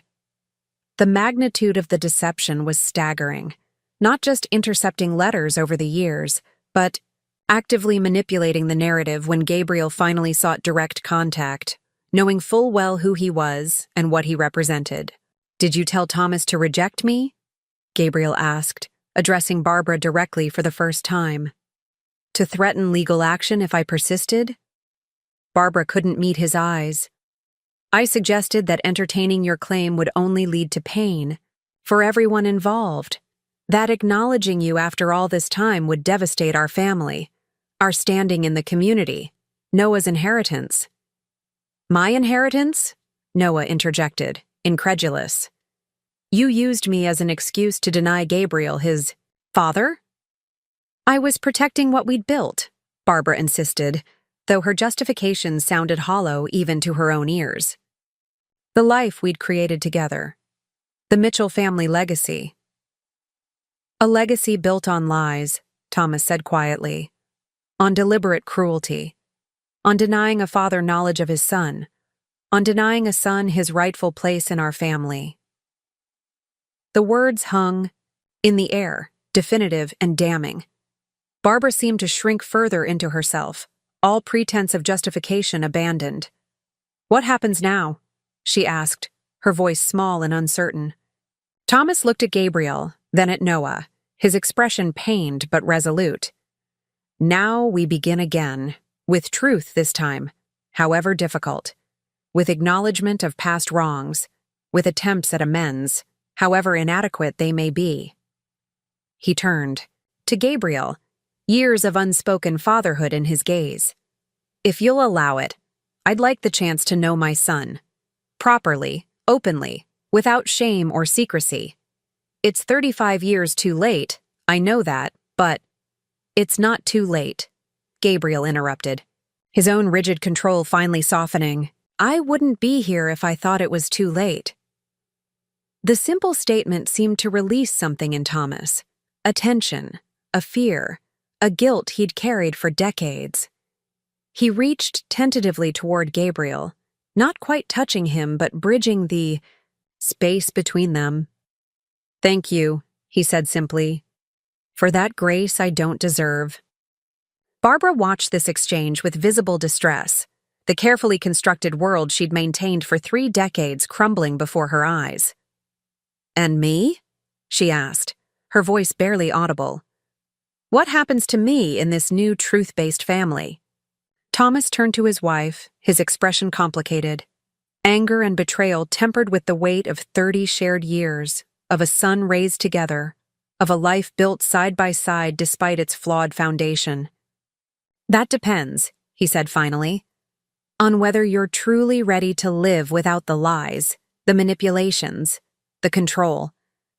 On whether you can accept Gabriel not as a threat to our family, but as a part of it. On whether you're willing to make amends, not just with words, but with actions, day after day, year after year. Barbara looked around the room at the faces watching her.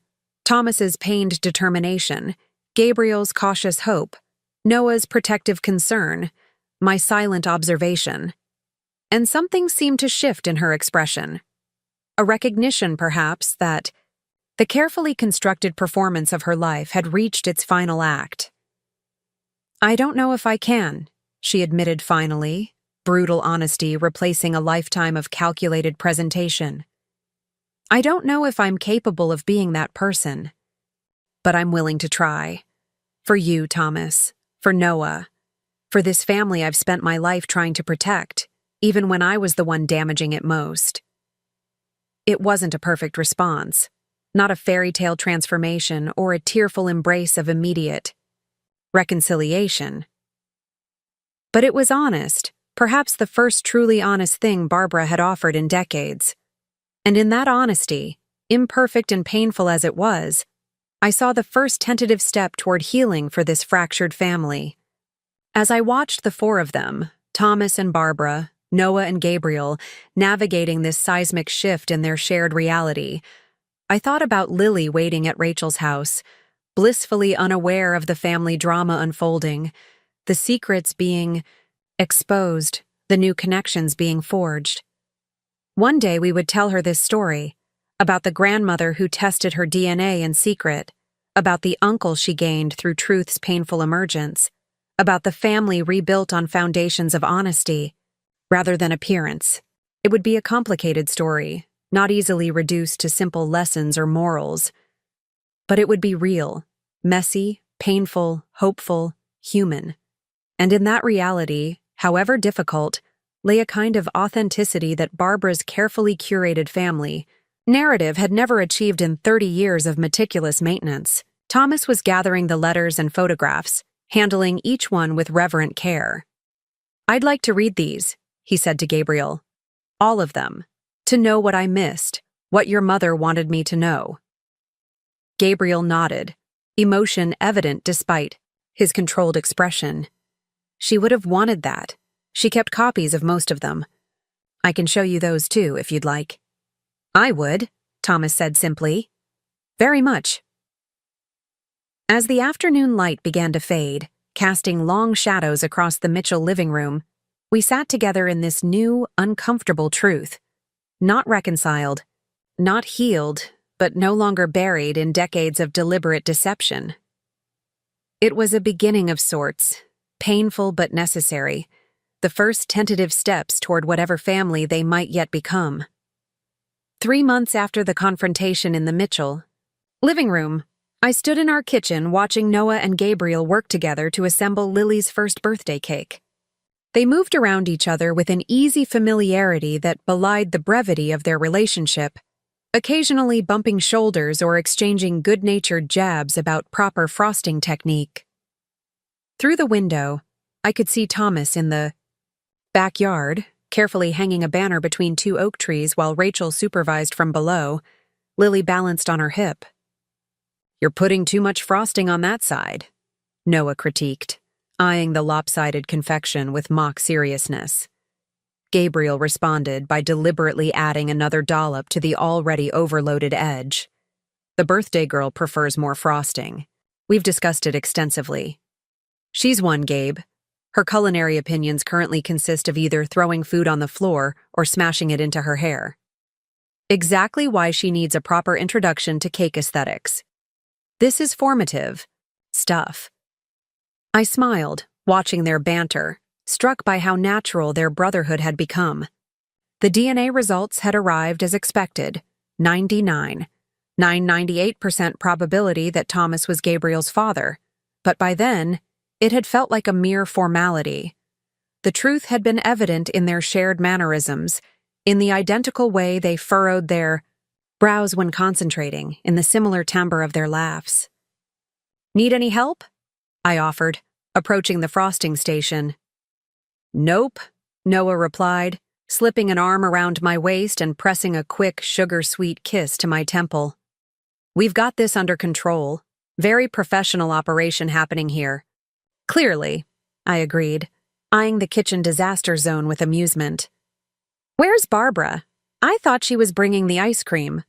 A slight tension rippled through the room at the mention of Barbara's name. Despite 3 months of family therapy, careful conversations, and genuine efforts at reconciliation, her relationship with everyone remained the most fragile, the most carefully navigated.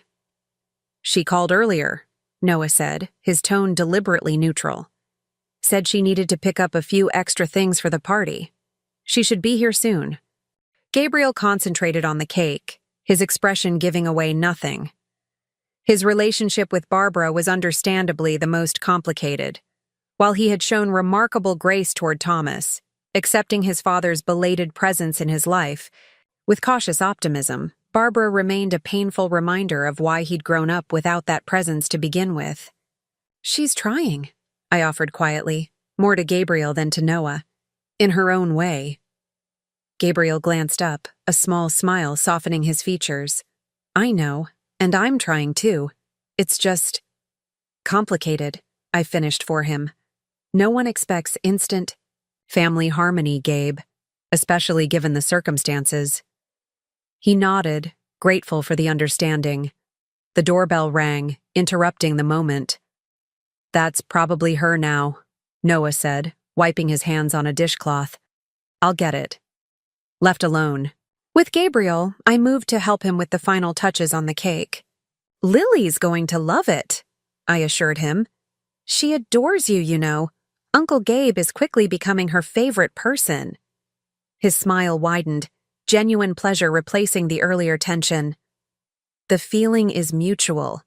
I've never been around babies much before, but she's pretty special." "She is," I agreed, watching him carefully place a final candle. "Have you thought more about what Thomas suggested? About changing your surname?" The question had been hovering in the air for weeks, ever since Thomas had tentatively raised the possibility of Gabriel taking the Mitchell name if he wanted to. It wasn't about legacy or inheritance, Thomas had been careful to explain, but about acknowledgement, about making official what should have been recognized 35 years earlier. "I'm still thinking," Gabriel admitted. "Richard Diaz was a good father to me. Taking his name was a gift when I was 7, a sense of belonging when I needed it most. Changing it now feels complicated." He adjusted a sugar flour on the cakes, surface with careful precision. "But being acknowledged as a Mitchell after all this time, there's a certain completion in that too. There's no rush," I reminded him. "No right or wrong answer. I know." He straightened, admiring their handiwork. "Perfect timing. Here comes the birthday girl." Rachel entered with Lily, who squealed at the sight of her uncle, pudgy arms reaching for him immediately. Gabriel lifted her with practiced ease, settling her on his hip in a mirror of how Rachel had been holding her moments before. "Thomas says the yard is officially party ready," Rachel reported, "though he's arguing with the balloon arrangements. Apparently they're not symmetrically balanced. Or something equally ridiculous." "That sounds like Dad," Noah said, returning to the kitchen with a tight smile that immediately alerted me to tension. "Mom's here," he added unnecessarily, bringing in some things from the car. Barbara appeared in the doorway moments later, arms laden with bags from premium toy stores, her appearance as meticulously managed as ever despite the casual setting. "Sorry I'm late," she offered, her gaze moving nervously around the room before settling on Lily. "Oh, don't you look pretty today? Grandma brought you some special birthday presents." The slight emphasis on Grandma wasn't lost on any of us.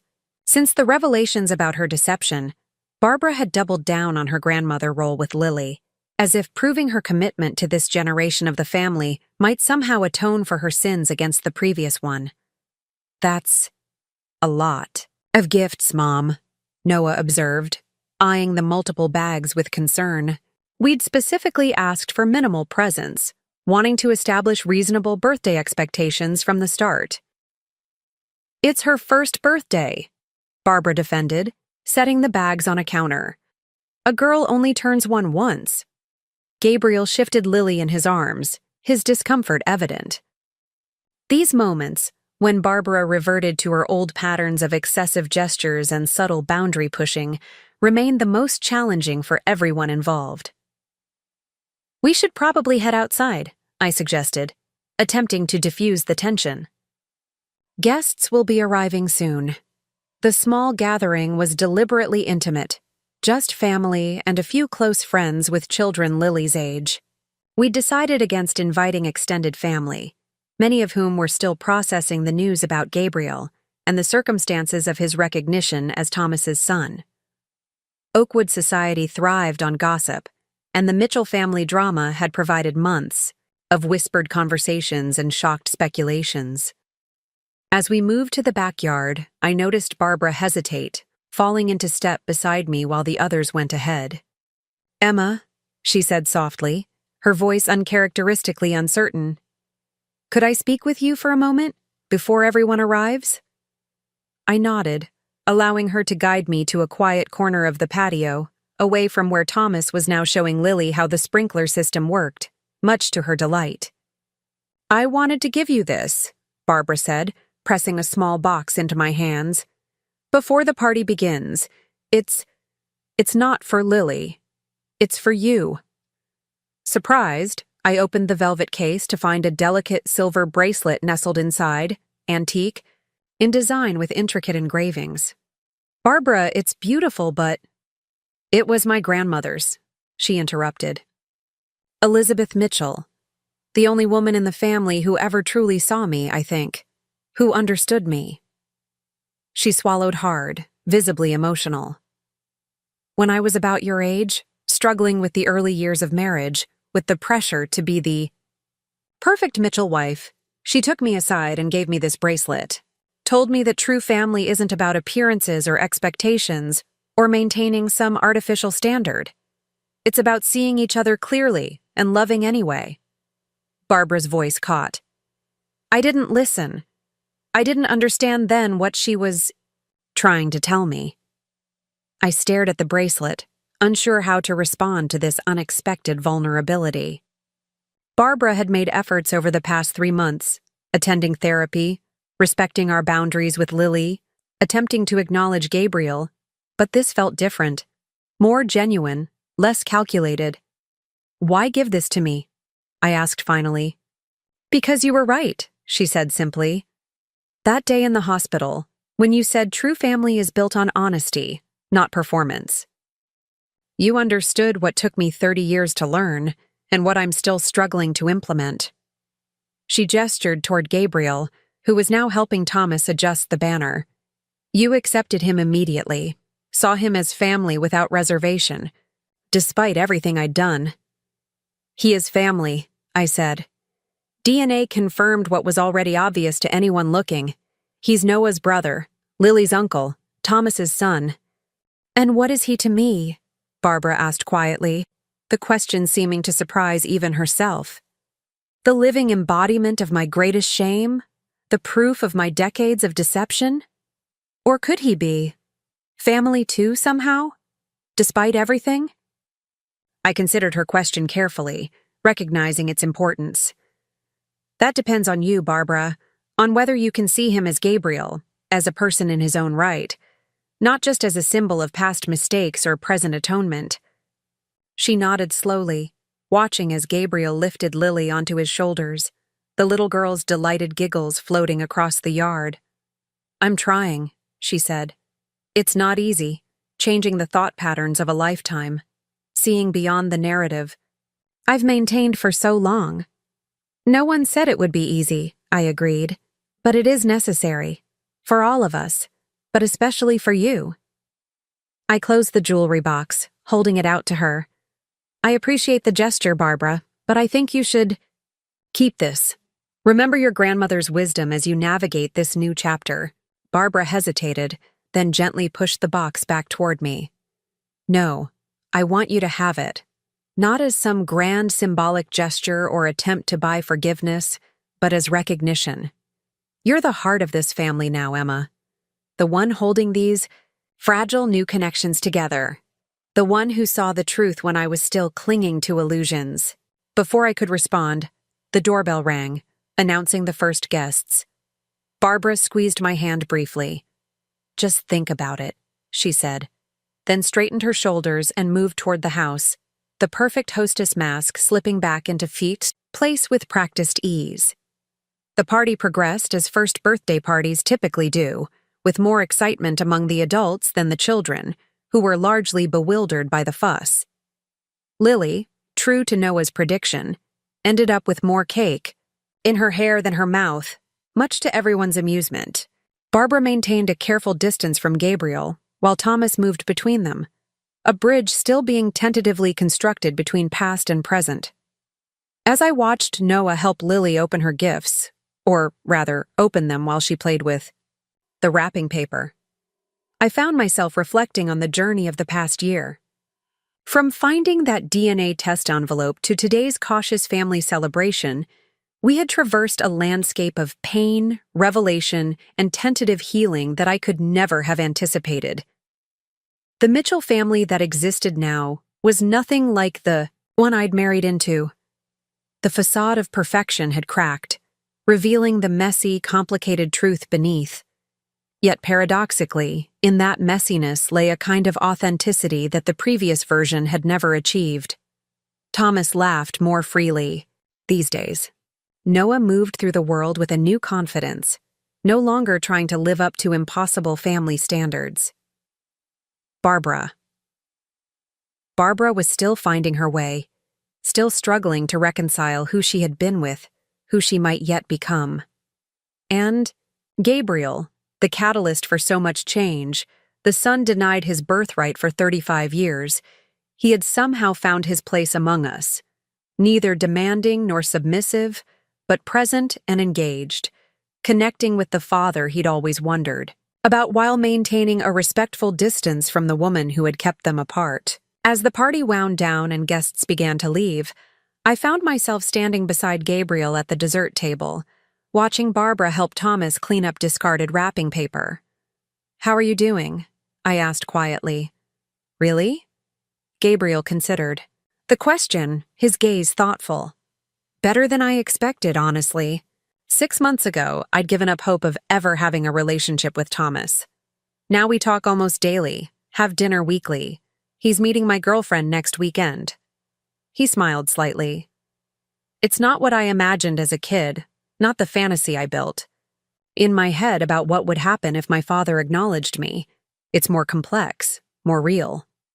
And with Barbara? His expression tightened slightly. That's evolving. I don't know if we'll ever have anything resembling a normal relationship. Too much history, too much hurt. But I'm trying to see her as Thomas does.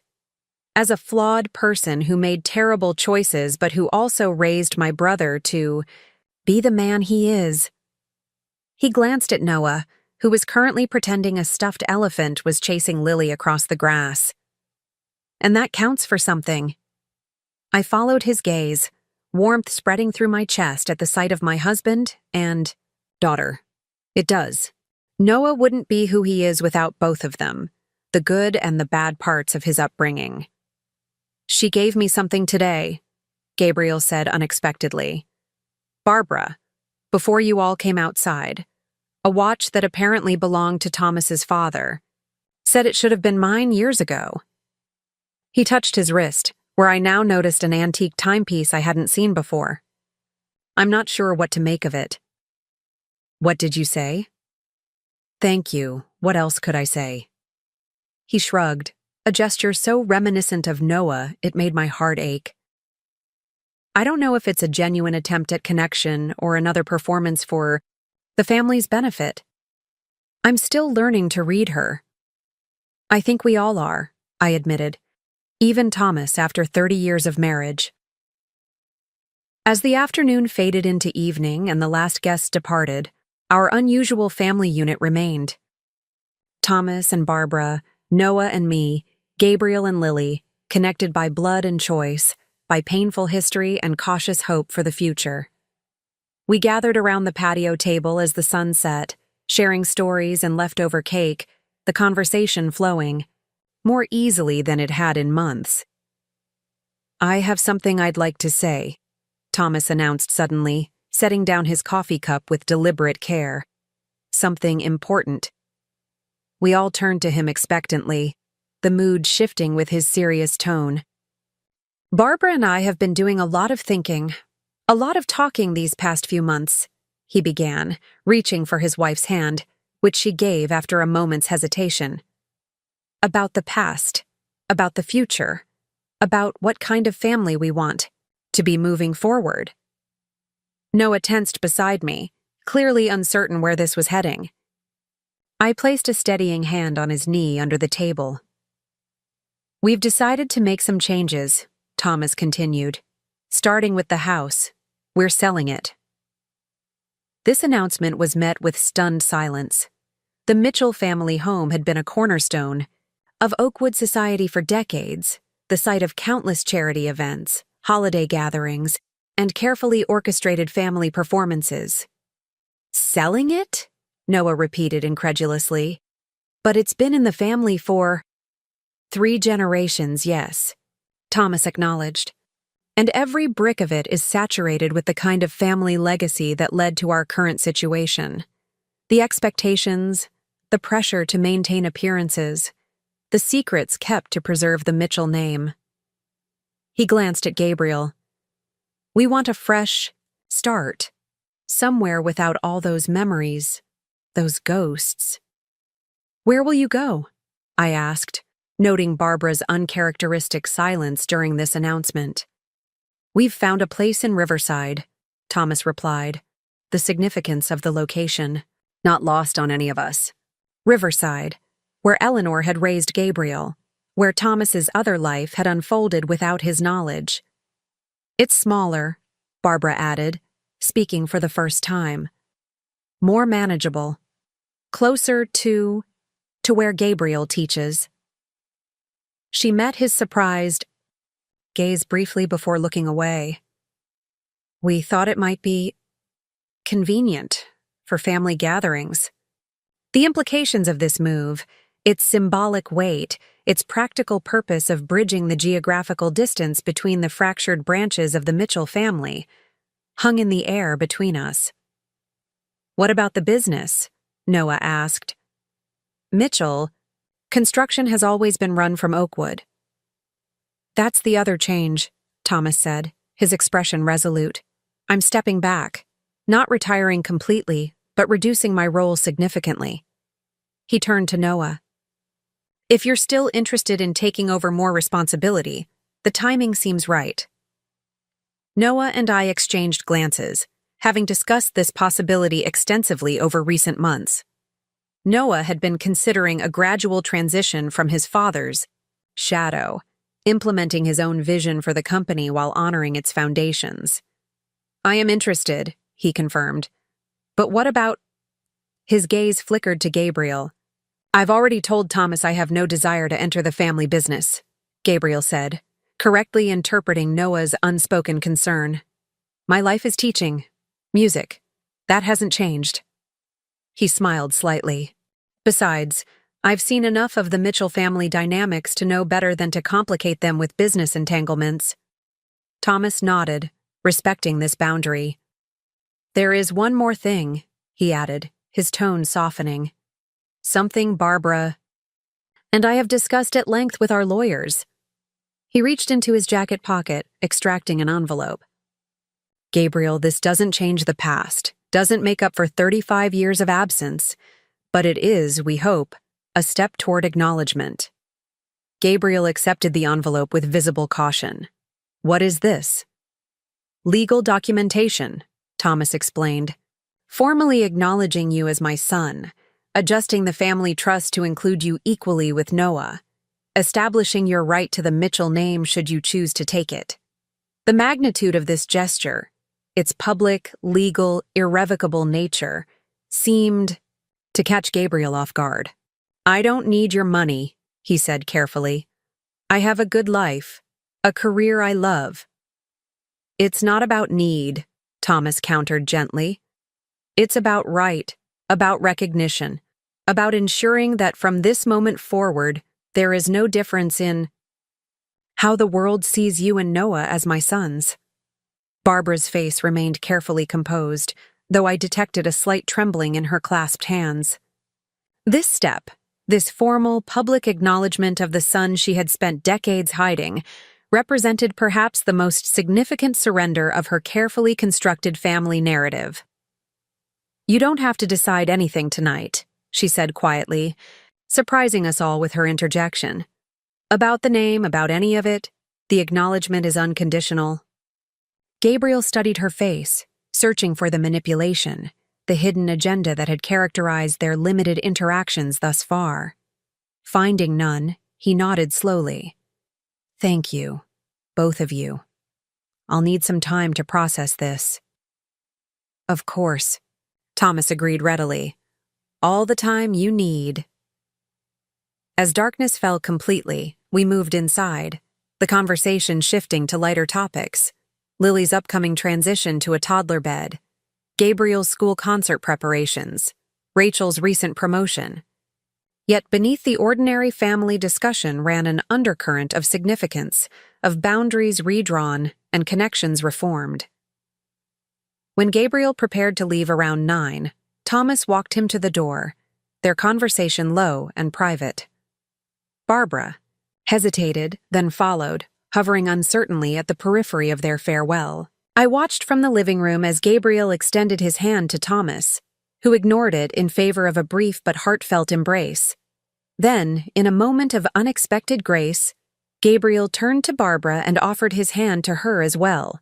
She took it, tentatively, the physical contact between them rare and meaningful. No embrace, no pretense of comfort that hadn't been earned, but a handshake, formal, respectful, acknowledging both the distance that remained and the small steps taken to bridge it. After Gabriel departed and Thomas and Barbara retired upstairs, Noah and I gathered a sleeping Lily and her mountain of new possessions to head home. As we loaded the car in companionable silence, I found myself turning Barbara's bracelet over, in my fingers, still unsure whether to accept the complex legacy it represented. "You're quiet," Noah observed, as we drove through the darkened Oakwood streets. "Overwhelmed by today?" "Processing," I corrected. "It was a lot. Your parents selling the house, moving to Riverside, the legal recognition for Gabriel." "I never thought I'd see my mother accept any of this," Noah admitted. "The house especially. It's been her showcase, her status symbol for decades." "People can surprise you," I said, thinking of Barbara's unexpected vulnerability earlier, her silent support of Thomas's decisions. Even after 30 years of knowing them. Noah reached across the console, taking my hand in his.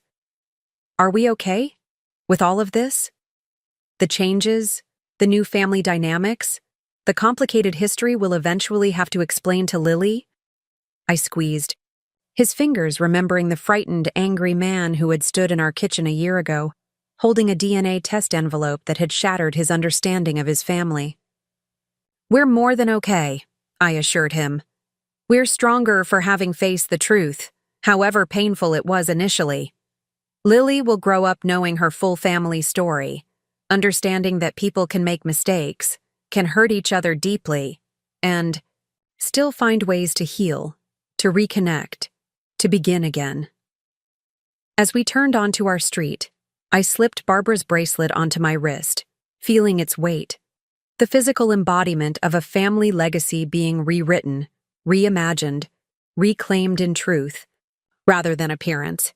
The silver caught the moonlight streaming through the car window, the intricate pattern of connected circles seeming to symbolize our unusual family, damaged but healing, separate but linked. each connection imperfect but genuine in ways Barbara's carefully curated family image had never been. Truth is messier than fiction, Noah observed, watching me adjust the bracelet. But I'll take it over the alternative any day. So will I agreed, glancing back at our sleeping daughter, peaceful and untroubled in her car seat. So will I. Up next, you've got 2 more standout stories right on your screen. If this one hit the mark, you won't want to pass these up. Just click and check them out.